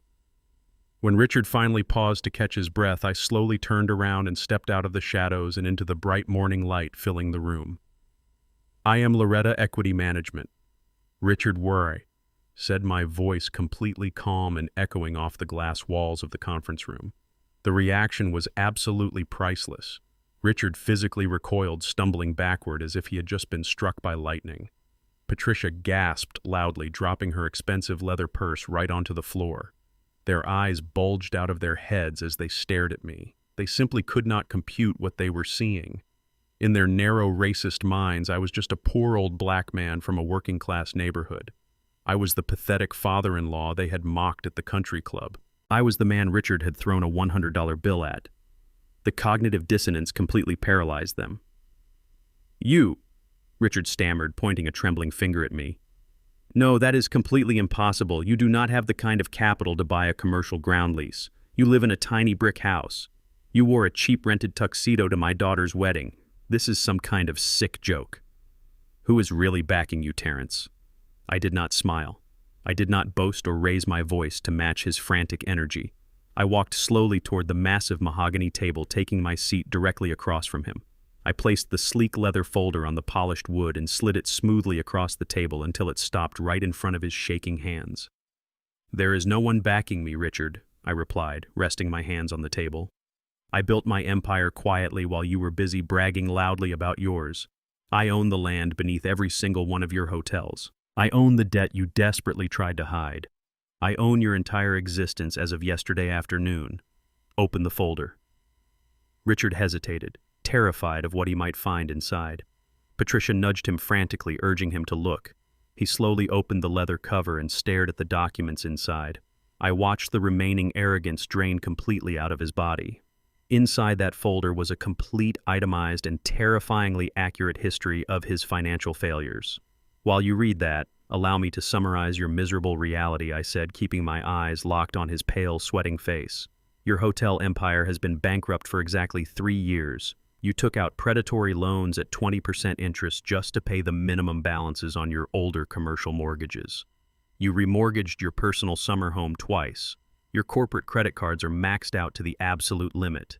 You do not even own the designer suit you are wearing right now, Richard. It was purchased on a revolving credit line that is currently 90 days past due. Richard tried to speak, but his throat was completely dry. He swallowed hard, flipping through the pages with trembling fingers. Patricia covered her mouth with her hand, tears of pure terror welling up behind her dark sunglasses. But being a terrible businessman is not a crime, Richard. I continued, my tone growing colder with every single word. What you did last month, however, is a very serious federal crime. Turn to page 7 in the folder. Richard flipped to the 7th page and his breath caught in his throat. It was a copy of a massive loan application he had submitted to a private offshore lender just 4 weeks ago. Next to it was a detailed audit report. In order to secure that last desperate injection of cash, you deliberately falsified your corporate revenue reports, I explained, leaning forward slightly. You inflated your quarterly earnings by 300% and forged the signature of your chief financial officer. That is felony wire fraud and corporate embezzlement, Richard.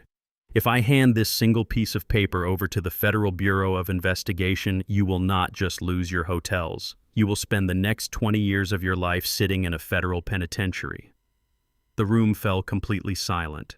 The terrifying weight of his actions finally crushed the fake billionaire.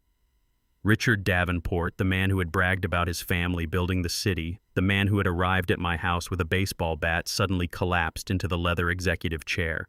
He buried his face in his hands and began to weep. It was not a quiet, dignified cry. It was the loud, pathetic sobbing of a broken man who realized his entire life was completely over. I offered you an opportunity to walk away from my family with your dignity intact, I told him, watching his tears fall onto the polished mahogany table. But you decided to come to my home with a weapon. You threatened my wife. You threatened to leave me bleeding in the street. You pushed me, Richard, and now I am pushing back. Patricia suddenly threw herself forward, grabbing the edge of the table. Please, Terrence, she begged, her voice high and desperate. Please do not do this to us. We will lose our country club membership. We will be completely ruined. All of our friends will laugh at us. We are good people, Terrence. We never meant to hurt you or Loretta. You stood by and watched your daughter physically assault my wife, Patricia, I reminded her coldly. You did absolutely nothing to stop it. And right there in that pristine corporate conference room, the final shred of their fake family loyalty completely snapped. Patricia turned on her own daughter without a single second of hesitation. That was all Chloe, she cried frantically, waving her hands in the air. We told her she was acting crazy. We told her she was out of control. Chloe has always been a spoiled, violent brat. We never supported what she did to Loretta. She dragged us into this mess, Terrence. She lied to us about everything. We are just innocent victims of her terrible behavior. Please, you have to believe us. We disown her completely. Just do not take our money. Please do not send my husband to federal prison. Richard looked up, his face red and streaked with heavy tears. He nodded vigorously, agreeing with his wife. She is absolutely right, Terrence, he pleaded, his voice cracking pathetically. Chloe is a massive disaster. We will cut her off entirely. We will never speak to her again. We will publicly apologize to your wife. Just tell us what you want. Please tell me there is a way out of this total nightmare. I sat back in my chair, feeling a deep sense of absolute disgust. They were perfectly willing to throw their own flesh and blood directly under the bus just to save their country club memberships and their leased luxury cars. They had no loyalty to anyone but themselves. They were truly empty, hollow people. I reached into my pocket and subtly pressed the stop button on my encrypted smartphone. I had recorded every single word of their pathetic betrayal.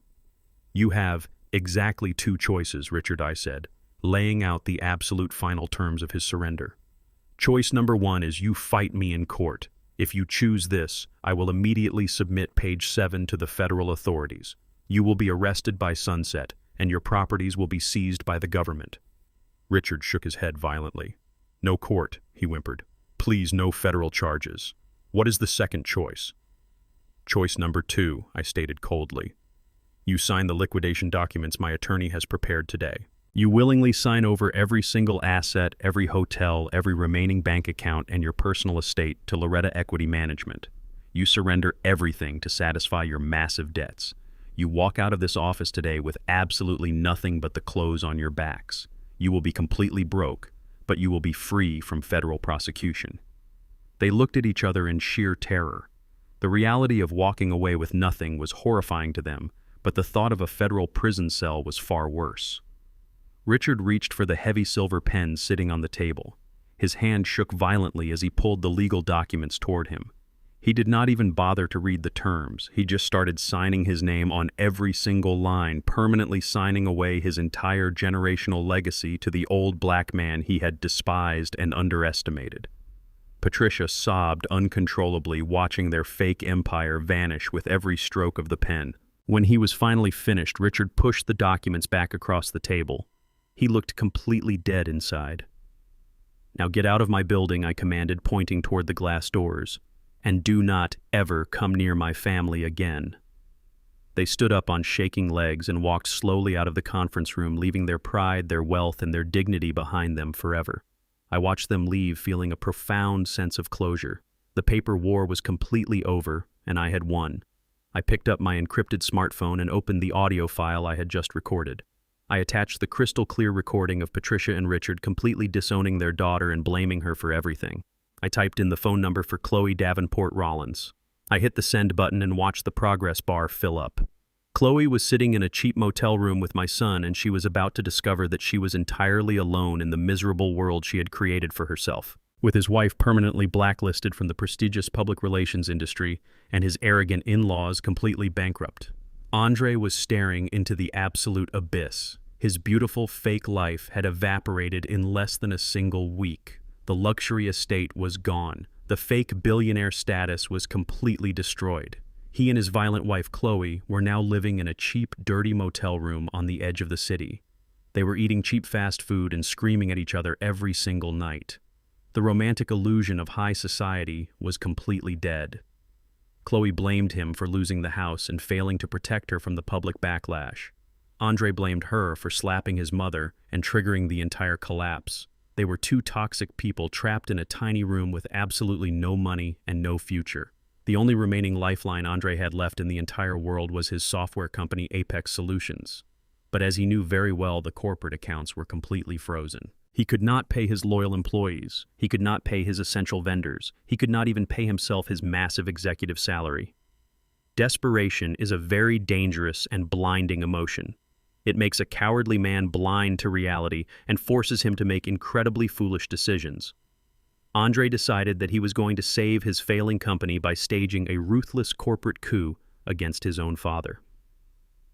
On Wednesday morning, Andre scheduled an emergency meeting with the board of directors at the sleek downtown offices of Apex Solutions.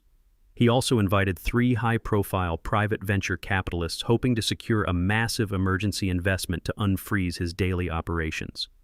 He put on his best-tailored designer suit, trying to project the strong image of a calm and brilliant tech founder navigating a temporary administrative hurdle. He stood at the head of the long, expensive glass conference table looking out over the impressive city skyline. He looked at his executive team and the wealthy investors, and he began to spin a massive web of terrible lies. He told the room that his silent majority shareholder was an abusive and mentally unstable relative who was trying to sabotage the successful company out of pure personal jealousy. He asked the board to initiate an emergency legal injunction to forcibly remove the silent partner from the corporate structure. He promised the new investors that once the toxic shareholder was legally ousted, the company would generate millions of dollars in steady profit. He was incredibly convincing. He used all the right corporate buzzwords and played the innocent victim perfectly, just like his wife had done on national television earlier that week. The board members looked genuinely concerned. The new investors were actually leaning forward, taking detailed notes and seriously considering his aggressive proposal. Andre truly thought he was going to win. He thought he was going to steal my company completely and walk away victorious. That is exactly when I opened the heavy glass doors of the boardroom and walked quietly inside. I was wearing my dark charcoal tailored suit, holding a single thick manila folder in my right hand. The The large room went completely silent. Andre stopped speaking right in the middle of his sentence. His jaw dropped open and his face turned the pale color of wet ash.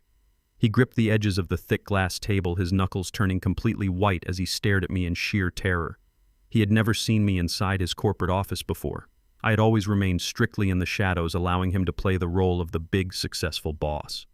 The executives and the wealthy investors looked at me in deep confusion, wondering who the older black man was and why he was interrupting a highly confidential financial meeting. I walked slowly and deliberately to the opposite end of the long glass table. I did not ask for permission to speak to the room. I simply took absolute control of the entire boardroom with my presence alone.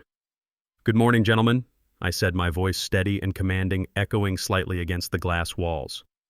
"My name is Terrence Rollins. I am the silent majority shareholder of Apex Solutions. I own exactly 70% of this entire company, and I am the sole reason any of you receive a paycheck every 2 weeks." The executives gasped softly, exchanging worried glances. The private investors put their expensive pens down and leaned back in their leather chairs, suddenly very interested in what I had to say. Andre began to panic uncontrollably. He tried to interrupt me, stammering wildly. He yelled for the board security to remove me, claiming I was trespassing on private corporate property. I completely ignored his pathetic outbursts. I opened the thick manila folder and passed a heavy stack of certified bank documents down the table to David, the chief financial officer. "I am not here to sabotage this company," I explained calmly, looking directly at the investors.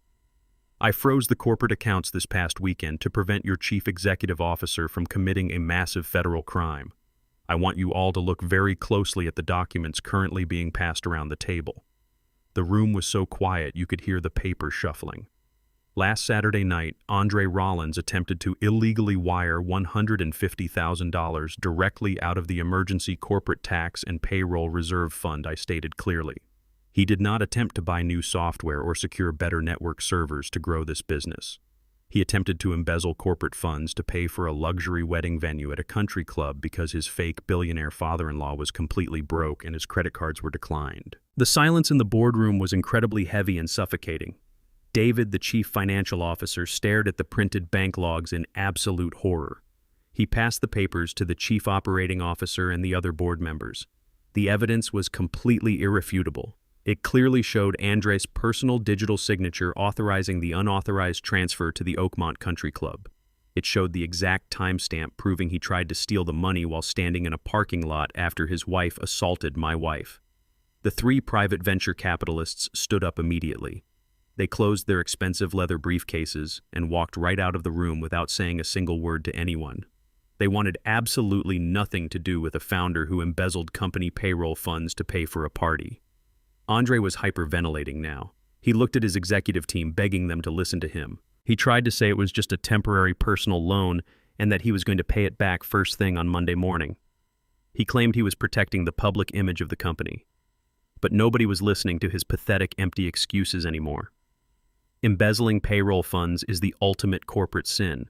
It destroys professional trust forever and puts every single employee at massive risk. I looked at the shocked board of directors. As the majority shareholder, I am calling for an immediate formal vote of no confidence, I announced, coldly staring right through my son. I propose we strip Andre Rollins of his title as Chief Executive Officer and permanently revoke his founder equity shares due to gross financial misconduct and attempted corporate fraud. David, the Chief Financial Officer, raised his hand immediately. The Chief Operating Officer raised his hand. Every single executive sitting at that table raised their hand in unanimous agreement. It took less than 30 seconds to completely destroy his entire professional career. Andre fell into his leather chair, weeping openly in front of his former employees. He had lost his absolute mind. He begged me to give him another chance. He called me Dad and told me he was incredibly sorry for everything he had done. He promised to divorce Chloe and make things right. He swore he would visit her today and apologize on his hands and knees. He told me he was completely blinded by the pressure of high society. He said he was still my little boy inside his heart. He pleaded for financial mercy, claiming he would not be able to survive. But I felt absolutely nothing for him. His tears were fake and his apologies were completely empty. 2 large security guards entered the boardroom wearing dark uniforms. They grabbed Andre by the arms and pulled him roughly out of his expensive executive chair. They escorted him out of the glass building, forcing him to leave his corporate laptop, his company keys, and his final shred of dignity behind. I stood at the large window and watched him get thrown out onto the cold concrete pavement of the city street. He was crying on the sidewalk, looking up at the glass tower he used to rule. The brilliant tech founder was gone. The fake billionaire was dead. He had absolutely nothing left in the world. The cheap motel room smelled heavily of stale cigarette smoke and bleach. The flickering fluorescent light bulb in the bathroom buzzed with a highly annoying mechanical hum. Andre sat on the edge of the sagging mattress, staring at the stained carpet beneath his feet. He had just been thrown out of his own software company by corporate security guards. He was no longer a wealthy tech founder. He was absolutely nobody. Chloe paced back and forth across the tiny room like a trapped and furious wild animal. She stepped over empty fast food wrappers scattered across the dirty motel floor. There were no luxury hotel suites or expensive champagne bottles left for them to enjoy. Their fake high society life had completely vanished into thin air. They were reduced to living in a filthy roadside motel located right next to a noisy interstate highway. Every time a large transport truck drove past the building, the thin walls of their room rattled violently. The physical reality of their massive downfall was finally sinking in. The romantic illusion that had held their entire relationship together was completely gone. Without the massive sums of money, there was absolutely no love left between them. Chloe suddenly stopped pacing and turned to face the man she had just married. Her face was twisted into a bitter mask of pure resentment. She looked at his wrinkled designer suit and scoffed loudly. She did not see a husband in pain. She only ever saw a massive financial disappointment. "I cannot believe you let this happen," she screamed, her voice shrill and echoing off the cheap motel walls. "I married a rich tech chief executive officer, not a broke, pathetic loser living in a roadside motel. You promised me a wonderful life of absolute luxury and power, Andre. You told my parents you were a self-made billionaire," she continued, practically spitting the words at him. "You told me you bought that massive $2 million estate with your own cash. You completely lied to me about absolutely everything. You are nothing but a massive fraud. If I had known your creepy old father secretly owned your entire pathetic life, I never would have agreed to marry you in the first place. I gave up my entire reputation for a man who does not even own the suit he is wearing right now. You completely ruined my life." Andre slowly lifted his head and looked at his new wife. He looked at the woman who had slapped his mother and destroyed his entire family. All the desperate adoration he once felt for her instantly turned into a dark, burning hatred. He realized that she never loved him for who he was. She only loved the credit limit on the cards he carried in his wallet. He suddenly stood up from the squeaky bed, his fists clenched tightly at his sides. He was completely tired of taking the blame for a disaster she had started with her own hands. "I ruined your life," Andre yelled, his voice booming loudly inside the tiny room. "Are you completely mentally insane, Chloe? You ruined absolutely everything with your arrogant, racist entitlement. We had a perfect wedding venue paid for in cash. We had a beautiful, massive house. My company was fully funded and ready to dominate the market. All you had to do was smile and act like a normal, decent human being for one single night. But you could not even do that simple task. You just had to physically assault an innocent elderly woman in front of 200 guests. You slapped my mother across the face," Andre screamed, stepping closer to her. "You insulted my father and treated my family like trash simply because they are black and you think you are better than everyone else.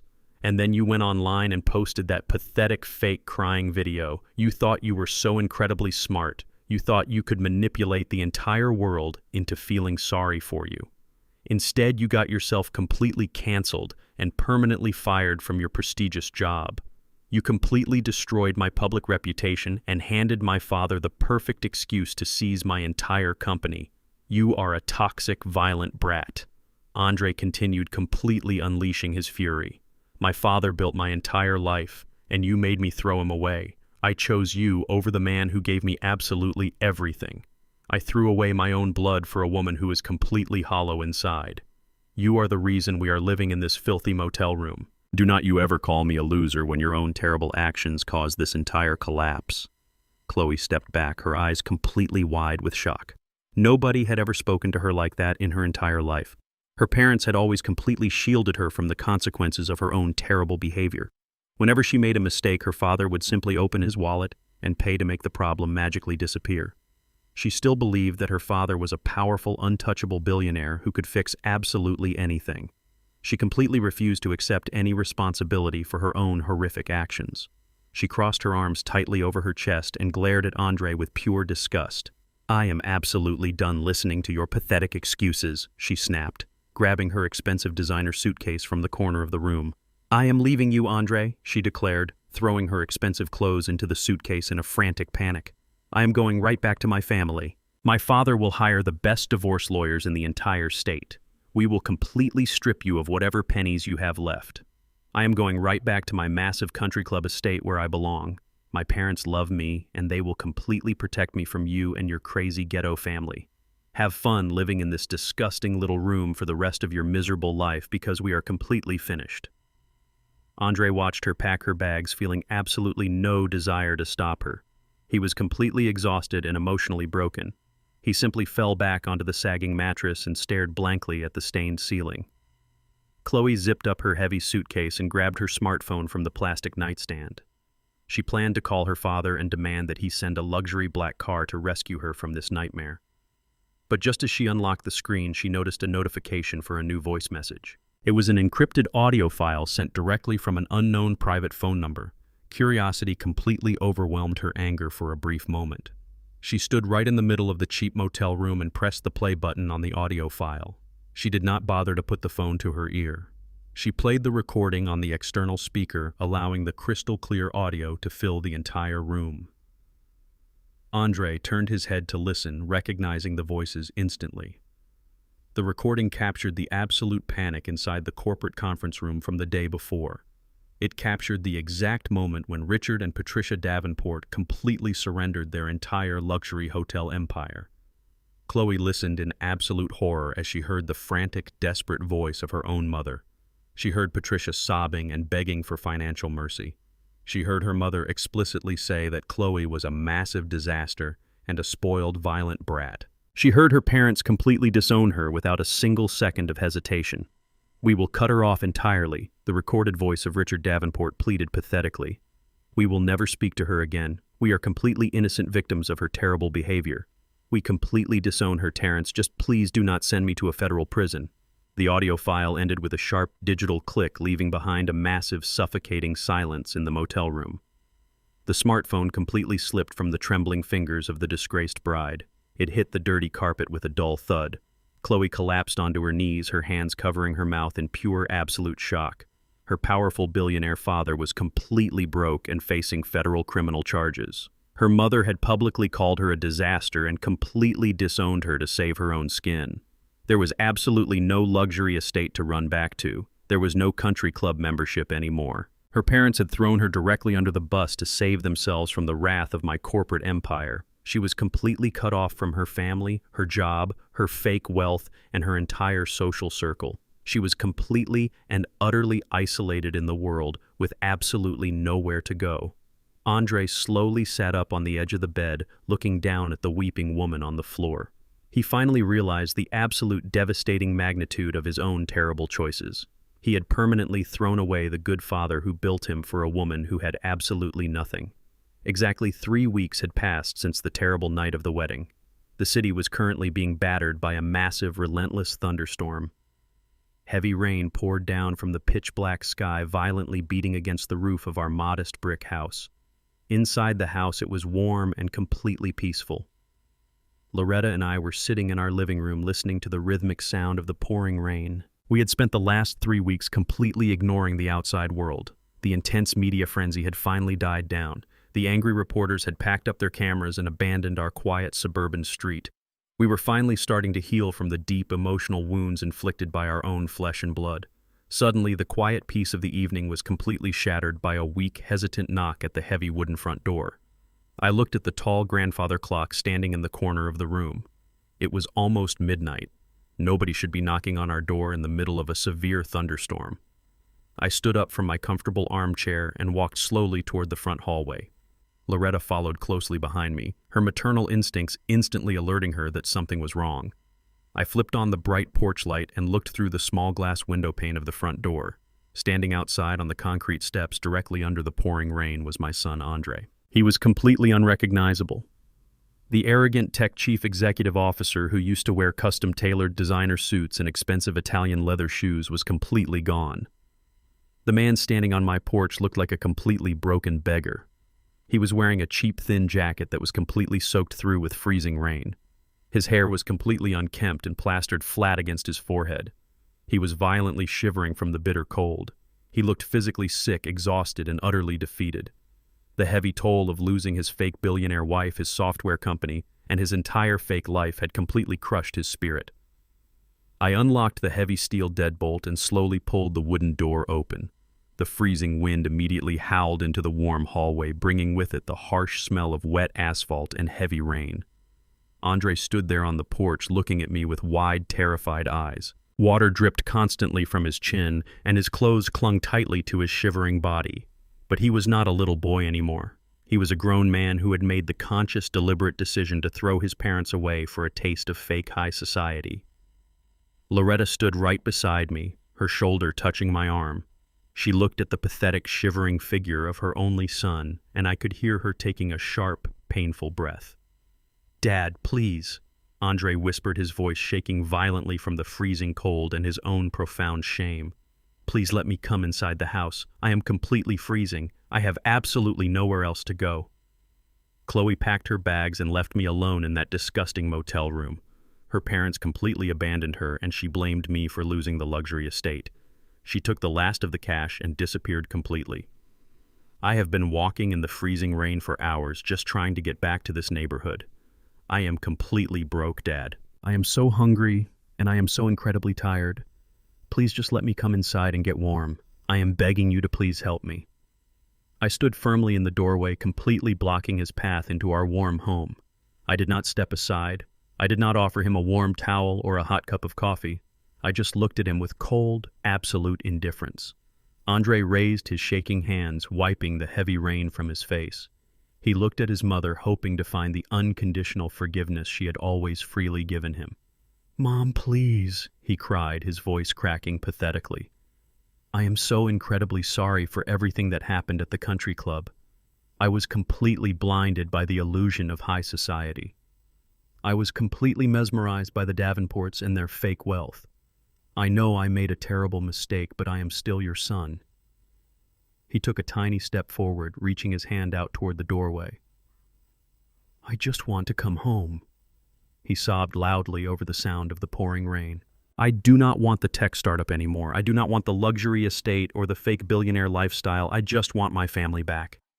Can I please just come inside and sleep in my old childhood bedroom tonight? I promise I will not cause any trouble. I will spend the rest of my entire life making up for the terrible things I did to you both. Please, Mom, just let me go to my old room." Loretta looked at her shivering son. The tears rapidly pooled in her beautiful brown eyes. But she was no longer the naive, forgiving mother who blindly accepted disrespect.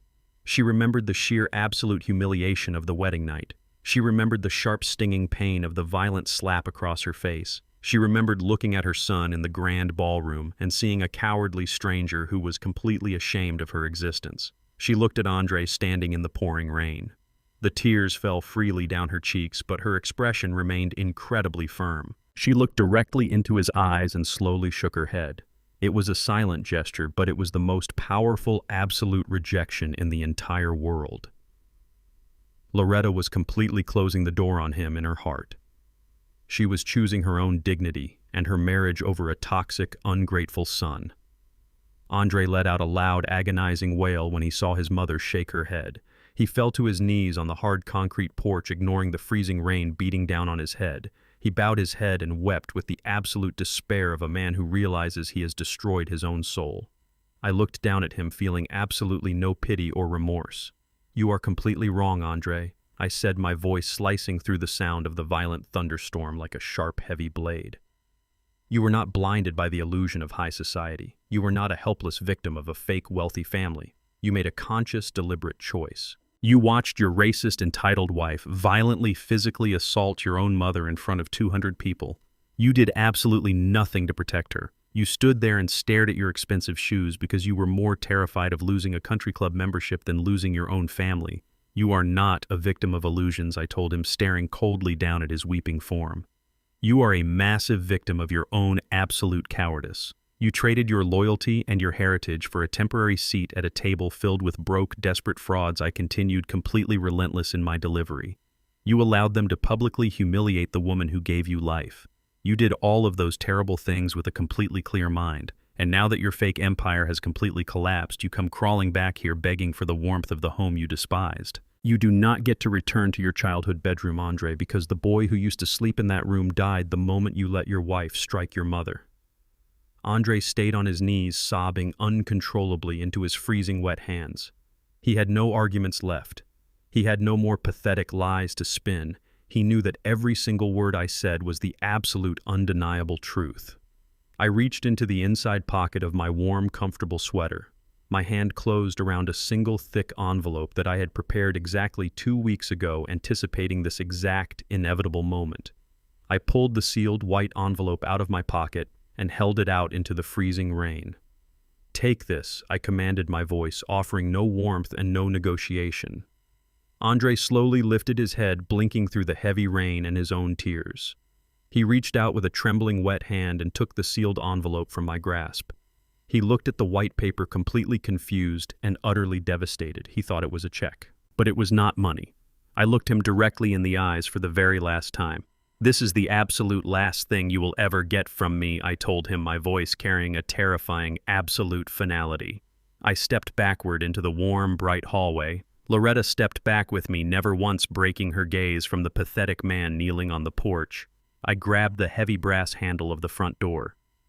"Goodbye, Andre," I said quietly. I pulled the heavy wooden door shut, blocking out the sight of my weeping son and the violent pouring rain. I turned the steel deadbolt, locking him completely out of our lives forever. Andre stood alone on the concrete porch of my modest brick house. The freezing rain poured down from the black sky, washing away the last traces of his massive ego. The heavy wooden door was firmly locked, shutting him out of the warm, peaceful life he had carelessly thrown away. He looked down at the sealed white envelope I had placed in his trembling wet hands. He was completely desperate and broke, so his mind naturally assumed the envelope contained a financial lifeline. He genuinely believed that despite my harsh words, I was still the forgiving father who would eventually pay his way out of a terrible disaster. He believed the envelope contained enough money to secure a new apartment, or perhaps hire a decent lawyer to fight for his stolen software company. His freezing fingers fumbled clumsily with the sealed flap. The heavy rain quickly soaked the white paper, making it incredibly difficult to tear open. He finally ripped the top edge and reached inside, pulling out a thick stack of folded paper. There was no check inside the envelope. There was absolutely no cash. It was a formal legal document printed on thick official stationery bearing the embossed seal of my corporate attorney. Andre unfolded the damp pages and strained his eyes to read the bold black text under the dim yellow glow of the porch light. The title of the document was clearly printed at the very top. It was a formal and irrevocable relinquishment of inheritance.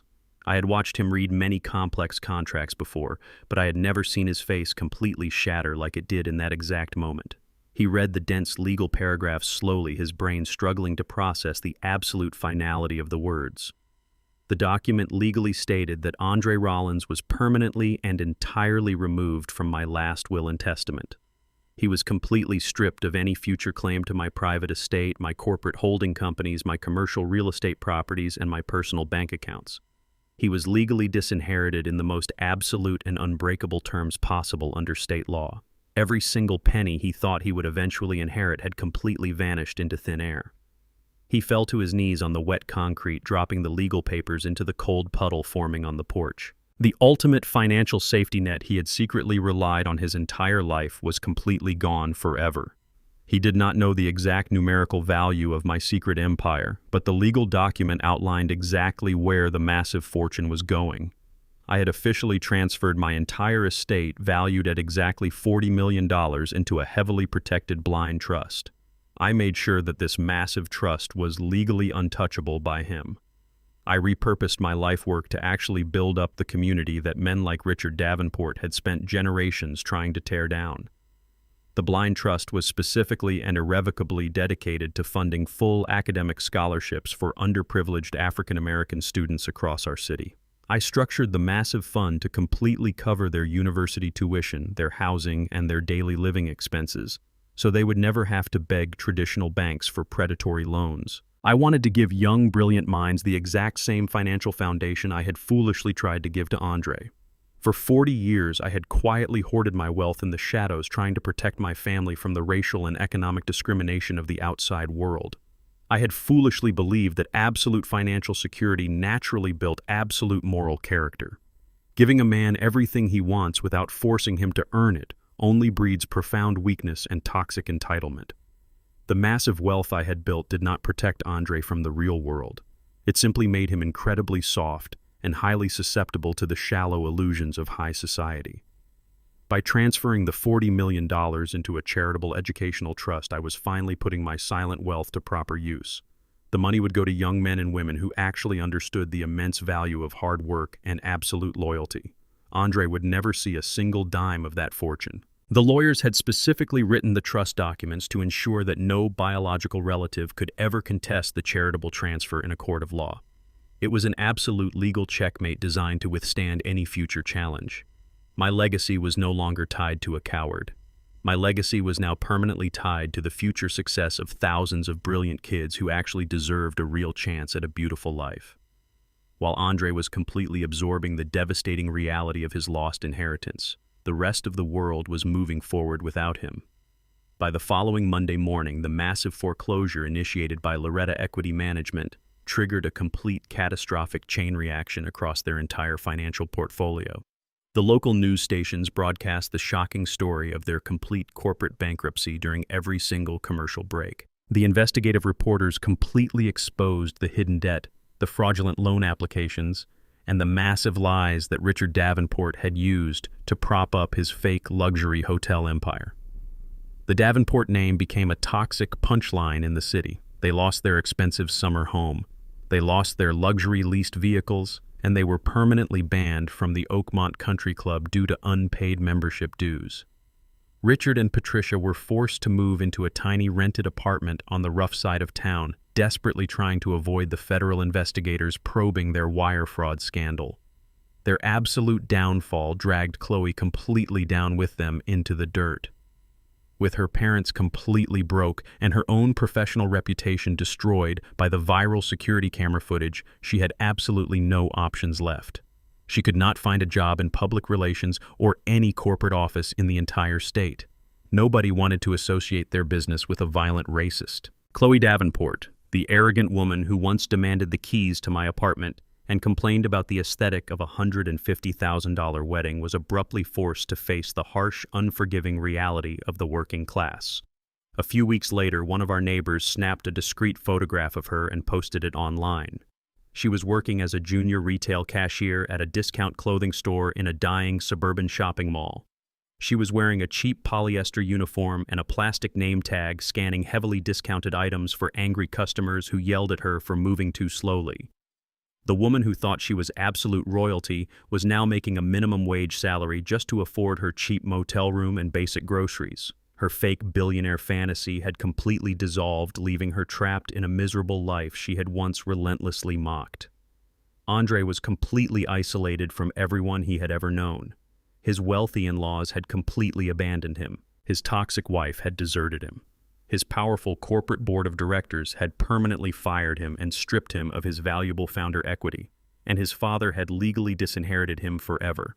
He was buried under a massive mountain of personal debt from the lavish lifestyle he had tried to maintain.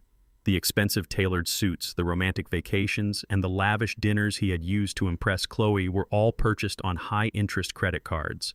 With his corporate bank accounts completely frozen and his executive salary gone, those massive bills quickly went into severe collection. He was completely cornered by aggressive debt collectors who called his phone every single hour of the day demanding immediate payment. He was a former chief executive officer with a severely ruined public reputation. No respectable tech company in the city would hire a man who was publicly fired for attempting to embezzle corporate funds to pay for a country club wedding. His name was completely blacklisted across the entire industry.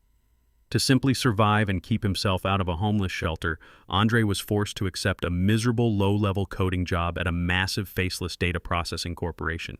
He was stripped of all his former power and authority. He was no longer the boss calling the shots from a glass boardroom. He was just a low-tier employee sitting in a tiny gray cubicle. He stared at a computer monitor for 10 hours a day. He reported to a younger manager and was paid a fraction of what he used to make. Every single paycheck he earned was instantly garnished to pay off massive debts from his fake high society life. He threw away a $40 million inheritance because he lacked the moral courage to stand up to a racist bully. He was forced to ride the public bus to a job he hated. He lived with the profound, agonizing knowledge that he was the sole architect of his own complete destruction. The legal checkmate was absolutely flawless. The board was completely cleared and the game was over. Months passed and the heavy dust of the chaotic storm finally settled around us entirely. The overwhelming media frenzy that had completely swallowed our lives slowly faded away into the background noise of the busy city. The aggressive reporters and the flashing cameras moved on to find their next dramatic tragedy, leaving our quiet suburban street in absolute peace once again. The toxic elements that had violently threatened to destroy our family had been completely and surgically removed from our daily existence. There were no more frantic phone calls from angry bill collectors begging for financial mercy or extended deadlines. There were no more manipulative text messages from fake wealthy in-laws begging for a second chance. The massive heavy weight that had been pressing down on my chest since the night of that terrible wedding was finally lifted. Our modest brick house returned to being a sanctuary of quiet comfort and deep, unconditional love. I woke up every morning feeling a profound sense of absolute clarity. The ruthless paper war was completely over and the battlefield was completely silent. I could finally breathe without feeling the toxic presence of those terrible people hovering dangerously over my wonderful, peaceful family. We had survived the most difficult period of our entire marriage, and we had emerged completely victorious. The silence in the house was no longer a heavy, oppressive silence.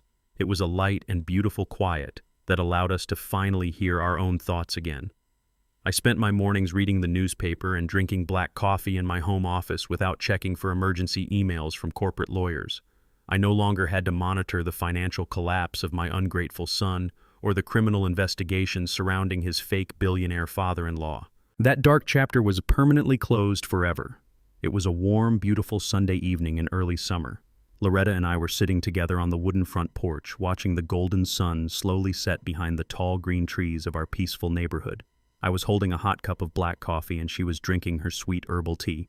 The gentle evening breeze carried the fresh scent of blooming flowers from her carefully tended garden. For the very first time in what felt like an absolute eternity, I looked over at my beautiful wife and saw her genuinely smile. It was not a forced, polite smile. It was a pure, peaceful smile that completely radiated from the deepest part of her beautiful soul. The dark bruising on her cheek had completely faded away months ago, but the emotional healing had taken much longer. Seeing her smile again was the absolute greatest victory I had achieved in this entire exhausting ordeal. I reached across the small wooden table and gently took her soft hand in mine. We sat there in comfortable silence, simply enjoying the profound blessing of each other. As we watched the sky turn brilliant shades of orange, a deep, heavy realization settled into me. I realized that the true toxic cancer in our family was not just Chloe Davenport and her racist, entitled parents. Chloe was merely a severe symptom of a much deeper disease. The actual cancer was the unchecked greed, the dangerous arrogance, and the profound lack of respect that we had unknowingly allowed to fester inside our own son Andre. We had blamed the Davenports for ruining him, but the harsh truth was that he had allowed himself to be ruined entirely. He had actively participated in his own moral destruction simply to fit in with a crowd of shallow, materialistic frauds. For his entire life, I had completely shielded Andre from the harsh, unforgiving realities of the world. I had used my hidden wealth to silently pave every single road he walked on. I paid his expensive college tuition in full. I secretly funded his ambitious tech startup when traditional investors completely laughed at him. I bought the luxury estate he proudly claimed as his own. I gave him absolutely everything he ever wanted because I loved him, and I wanted him to have a better life than I did growing up in the bitter struggles of the 1980s era. But in my desperate attempt to give him a perfect life, I completely forgot to teach him the fundamental value of struggle. I forgot to teach him that true character is forged in the fires of adversity, not in the comfort of a heated swimming pool. By giving him everything for free, I had accidentally stripped him of his own moral backbone.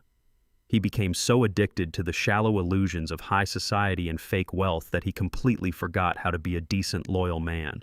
When the crucial moment arrived, he completely chose the illusion over his blood. He chose his fake billionaire status over the parents who had sacrificed absolutely everything for his happiness. It was a bitter pill to swallow, but sitting on that porch, I finally accepted my own portion of the blame. I had created a weak man by constantly fighting his battles for him.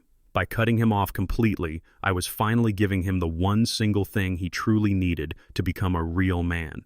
I was giving him the absolute necessity to survive on his own. He would either sink to the bottom of the ocean or learn how to swim. I did not dismantle his tech company and strip him of his massive inheritance out of pure malicious revenge. Revenge is a chaotic emotional poison that only destroys the person who holds it. What I executed was cold, absolute justice. I destroyed the fake empire of the Davenport family and completely cut off my own son to protect the dignity of my wife and the integrity of my own soul. I had to permanently burn his fake world to the ground so that he could finally experience the harsh reality of the actual world without any secret financial safety nets. It was the absolute hardest decision I have ever had to make in my entire 73 years of living. But sitting on the porch, looking at the peaceful smile on the face of the woman I loved more than life itself, I knew with absolute certainty that it was the right decision. We had finally drawn an unbreakable boundary. We had loudly declared to the entire world that our respect and our dignity were not for sale at any price. We refused to be disrespected by racist bullies, and we completely refused to be used as secret bank accounts. The surgical removal of their toxic presence was incredibly painful, but it completely saved our lives. It completely reset the balance of power in our family and restored the honor that had been so viciously attacked in that country club ballroom. I felt absolutely no guilt or remorse for what I had done to Richard Davenport and his terrible daughter. They had brought their destruction upon themselves through their own vile actions and their staggering arrogance. I was simply the instrument of their inevitable downfall. They played a dangerous game with the wrong man, and they lost absolutely everything completely. With the massive burden of Andre's fake lifestyle completely lifted from our shoulders, Loretta and I decided it was finally time to actually start living for ourselves. For over 40 years, I had hoarded my wealth in the dark shadows, terrified of drawing attention to myself. I had worn cheap clothes and driven old trucks to protect my family from the dangerous envy of the outside world. But we no longer had anything to hide, and we no longer had anyone to impress. We decided to use our money not to buy expensive country club memberships, but to experience life. We booked a first-class flight to Paris for our anniversary. We walked hand in hand along the beautiful River Seine, eating fresh pastries and laughing like two young teenagers in love. We traveled to the lush green mountains of Switzerland and the warm, sunny beaches of the Caribbean. We spent our days exploring ancient historical cities, and our nights drinking fine wine under the bright, shining stars. We were no longer Terence the secret billionaire and Loretta the quiet mother. We were just two souls deeply in love, enjoying the beautiful fruits of a lifetime of incredibly hard work. The peace we found was absolute and completely unbreakable. We had survived the terrible storm, and we emerged stronger, closer, and more genuinely happy than we had ever been before. I finally realized that the greatest wealth a man can ever possess is not hidden in a corporate bank account or a massive real estate portfolio. The absolute greatest wealth in the entire world is the quiet peace of mind that comes from knowing you have fiercely protected the people you love. Our peace was completely rebuilt, and nobody would ever be allowed to tear it down again forever now. 8 months had passed since the violent thunderstorm and the final locked door. The intense heat of the summer had slowly faded into a crisp and beautiful autumn. The leaves on the massive oak trees lining our quiet suburban street had turned brilliant shades of red and gold. It was a Tuesday morning, and I was walking back from the rusted metal mailbox at the end of our concrete driveway. I held a small stack of ordinary envelopes in my hand. Most of them were simple utility bills and glossy grocery store advertisements. But buried right in the middle of the boring stack was a plain white envelope that immediately caught my attention. It did not have a fancy printed corporate logo or a typed professional address. The return address was handwritten in a very familiar, messy script. It was from Andre. The envelope felt incredibly light in my hands, but the emotional weight of it was suddenly very heavy. I stopped walking and stood completely still on the driveway, staring down at his handwriting. A part of me expected it to be another desperate plea for financial rescue. I expected another angry demand or a pathetic manipulation tactic designed to make me feel guilty for his massive downfall. But the envelope was far too thin to contain legal threats or complex financial documents. I carried the mail inside the warm house and walked directly into my quiet home office. I sat down in my heavy leather chair and placed the stack of regular mail on the corner of the wooden desk. I held Andre's plain white envelope in both of my hands for a very long time. The house was completely silent, except for the gentle ticking of the antique wall clock. Loretta was out visiting her sister, so I was entirely alone with my thoughts. I finally slid my thumb under the paper flap and slowly tore the envelope open. I pulled out a single sheet of cheap lined notebook paper. It was not printed from an expensive corporate computer. It was entirely handwritten with a cheap blue ink pen.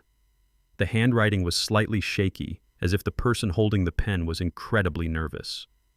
I took a deep breath and began to read the words my son had written.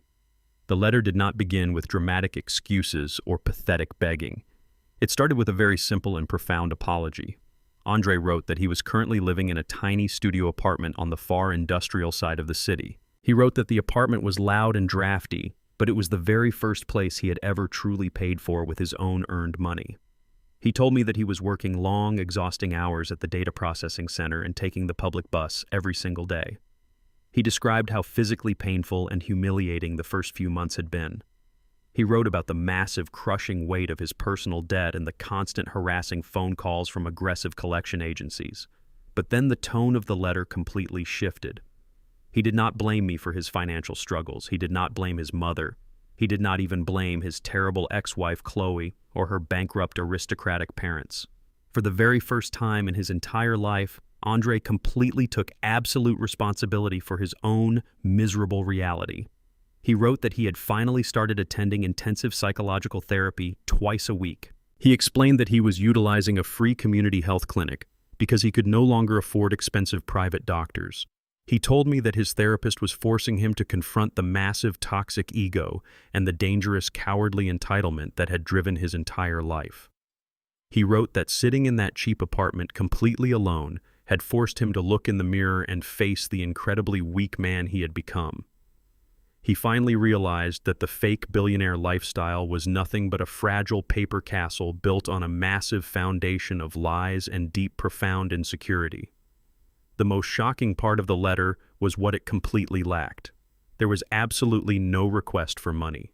He did not ask for a secret loan to pay off his massive credit card bills. He did not ask me to buy him a reliable car so he could stop riding the public bus. He did not ask me to make a few quiet phone calls to get him his prestigious corporate job back. He explicitly stated that he did not want a single penny from me. He wrote that he finally understood why I had to permanently cut him off and completely disinherit him. He told me that my absolute rejection was the most painful experience of his life, but it was also the exact wake-up call he desperately needed. He wrote that the money had always been a terrible curse because it allowed him to completely avoid developing any real moral character. He apologized deeply and profoundly for standing by and watching Chloe physically assault his mother. He wrote that his cowardly silence in that grand country club ballroom would haunt his nightmares for the rest of his natural life. He begged me to tell Loretta that he was incredibly sorry for failing to protect her when she needed him the most. He ended the handwritten letter by saying he did not expect me to forgive him. He did not expect me to invite him over for Sunday dinner or welcome him back into our peaceful home. He simply wanted me to know that he was finally trying to be a good, honest man. He signed his name at the bottom of the page, and that was the absolute end of the message. I sat in my quiet office staring at the blue ink on the cheap-lined paper. I read the entire letter 3 more times, carefully analyzing every single word for any hidden manipulation or secret agenda, but I found absolutely none. The words were completely raw and undeniably genuine. It was the letter of a man who had been completely broken down to his absolute lowest point and was finally trying to rebuild his life on a foundation of actual truth. I slowly folded the single sheet of notebook paper and slid it back into the plain white envelope.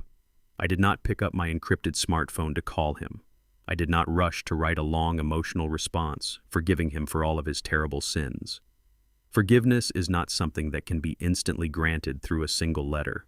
Forgiveness is a long, complex journey that requires consistent, undeniable proof of changed behavior over a massive period of time. But I also did not throw the letter away into the trash can.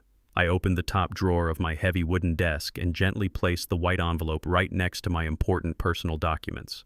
I closed the drawer with a solid, satisfying click.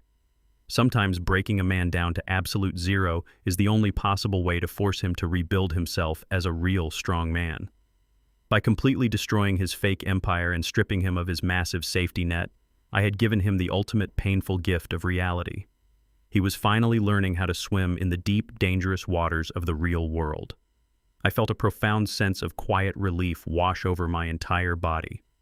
I knew the incredibly difficult choice I made on that stormy night had been the right one. I pushed my leather chair back and stood up from my desk. I walked out of my home office and moved slowly down the warm, carpeted hallway toward the back of the house. I opened the glass door leading out to our beautiful backyard patio. The crisp autumn air felt incredibly refreshing against my face. Loretta was standing near the edge of her vibrant garden, holding a small wooden basket filled with fresh vegetables she had just harvested. She was wearing a thick, comfortable sweater and a wide-brimmed sun hat. She looked absolutely radiant. She was 71 years old, but to me she was still the exact same beautiful young woman I had fallen deeply in love with over 4 decades ago. She was the woman who had stood faithfully by my side when I had absolutely nothing. I walked across the soft green grass and stood right beside her. She looked up at me and smiled gently. I reached out and took her soft hand in mine. No one will ever disrespect her again. I have ensured that our legacy is not built on the money we leave behind, but on the unshakable boundaries we set. Our peace is finally real and permanent because we demanded absolute respect over a fake society. This is our true, beautiful victory. I smiled, holding my wonderful, loyal wife completely safe from the cruel world. We will enjoy every remaining sunset. Looking back at the entire turbulent journey from that grand ballroom at the Oakmont Country Club to the quiet peace of our front porch, I realize how incredibly fast a fake world can completely collapse. It took less than a single week to dismantle a massive illusion that had been carefully constructed over several years. The Davenport family truly believed they were untouchable royalty because they possessed a few expensive suits and leased luxury cars. They thought they could violently assault my wife and throw money at my chest without ever facing a single consequence. But they forgot that true power does not need to shout to be heard. True power simply observes the situation, gathers the necessary resources, and strikes when the enemy is completely blinded by their own arrogant pride. I spent over 40 years building a silent financial empire from the ground up, completely avoiding the spotlight. I endured the harsh systemic racism of the early 1980s and learned how to fight my battles using complex legal documents instead of physical violence. I used that exact same strategy to completely eradicate the toxic elements from my family. I did not raise my voice or throw a single punch. I just used their own massive debts and their own terrible greed to completely destroy them. The most profound lesson I learned from this entire agonizing ordeal is that massive wealth acts exactly like a giant glowing magnet in the dark. It naturally attracts the worst kinds of human parasites. People like Chloe and her bankrupt parents are drawn to the comforting smell of financial security. They attach themselves to your life pretending to offer love and high society prestige while secretly draining your resources dry. They view generosity as a massive weakness to be exploited rather than a beautiful gift to be respected. But I also discovered that absolute, unshakable boundaries act as the ultimate pesticide against these terrible parasites. When you finally stop giving them what they want, they instantly reveal their true, hideous nature. When I froze the corporate startup accounts and legally evicted them from the luxury estate, their fake love completely evaporated into thin air. They immediately turned on each other like starving wild animals, proving that their loyalty was only ever tied to my hidden bank accounts. Setting a firm boundary is incredibly painful, especially when it involves your own flesh and blood, but it is the only way to protect your own sanity. Boundaries completely filter out the toxic frauds and leave you with the people who genuinely love you for exactly who you are. Today, my beautiful wife, Loretta, and I are finally living in a state of pure, absolute peace. We wake up every single morning without the heavy, suffocating weight of family drama resting on our tired shoulders. We spend our quiet afternoons walking through the local park holding hands and watching the seasons slowly change. The massive fortune I spent my entire life building is no longer a dark, heavy secret used to prop up the failing ego of a cowardly son. It has been completely transformed into a powerful engine of beautiful, positive change. Just last week, we received the very first batch of letters from the young African-American students who received our full academic scholarships. Reading their incredibly heartfelt words of pure gratitude brought tears of absolute joy to our eyes. These brilliant, hardworking kids are using our money to become brilliant doctors, dedicated engineers, and passionate teachers. They are building real, solid futures based on actual merit and intense hard work. They are the true, beautiful legacy of the Rollins family. We did not let the terrible hatred of one racist family turn our hearts cold and bitter. We simply redirected our massive blessings toward the people who actually deserve them. Our home is completely filled with love and mutual respect once again.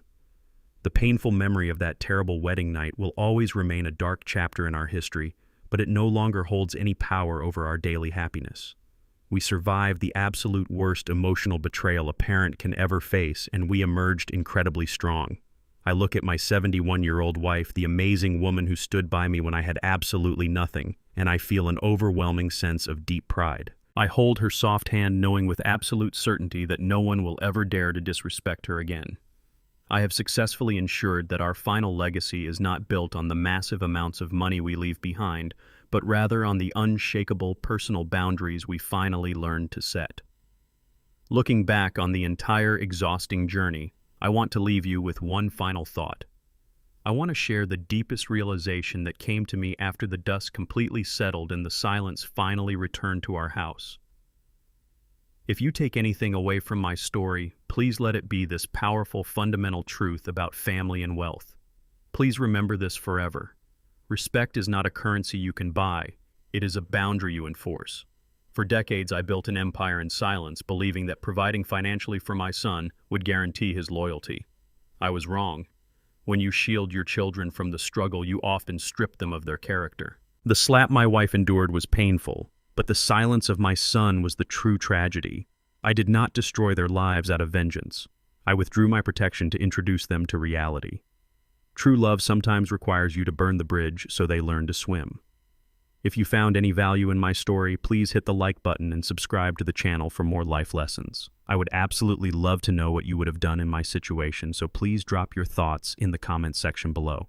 Thank you so incredibly much for listening to my journey today. Goodbye for now.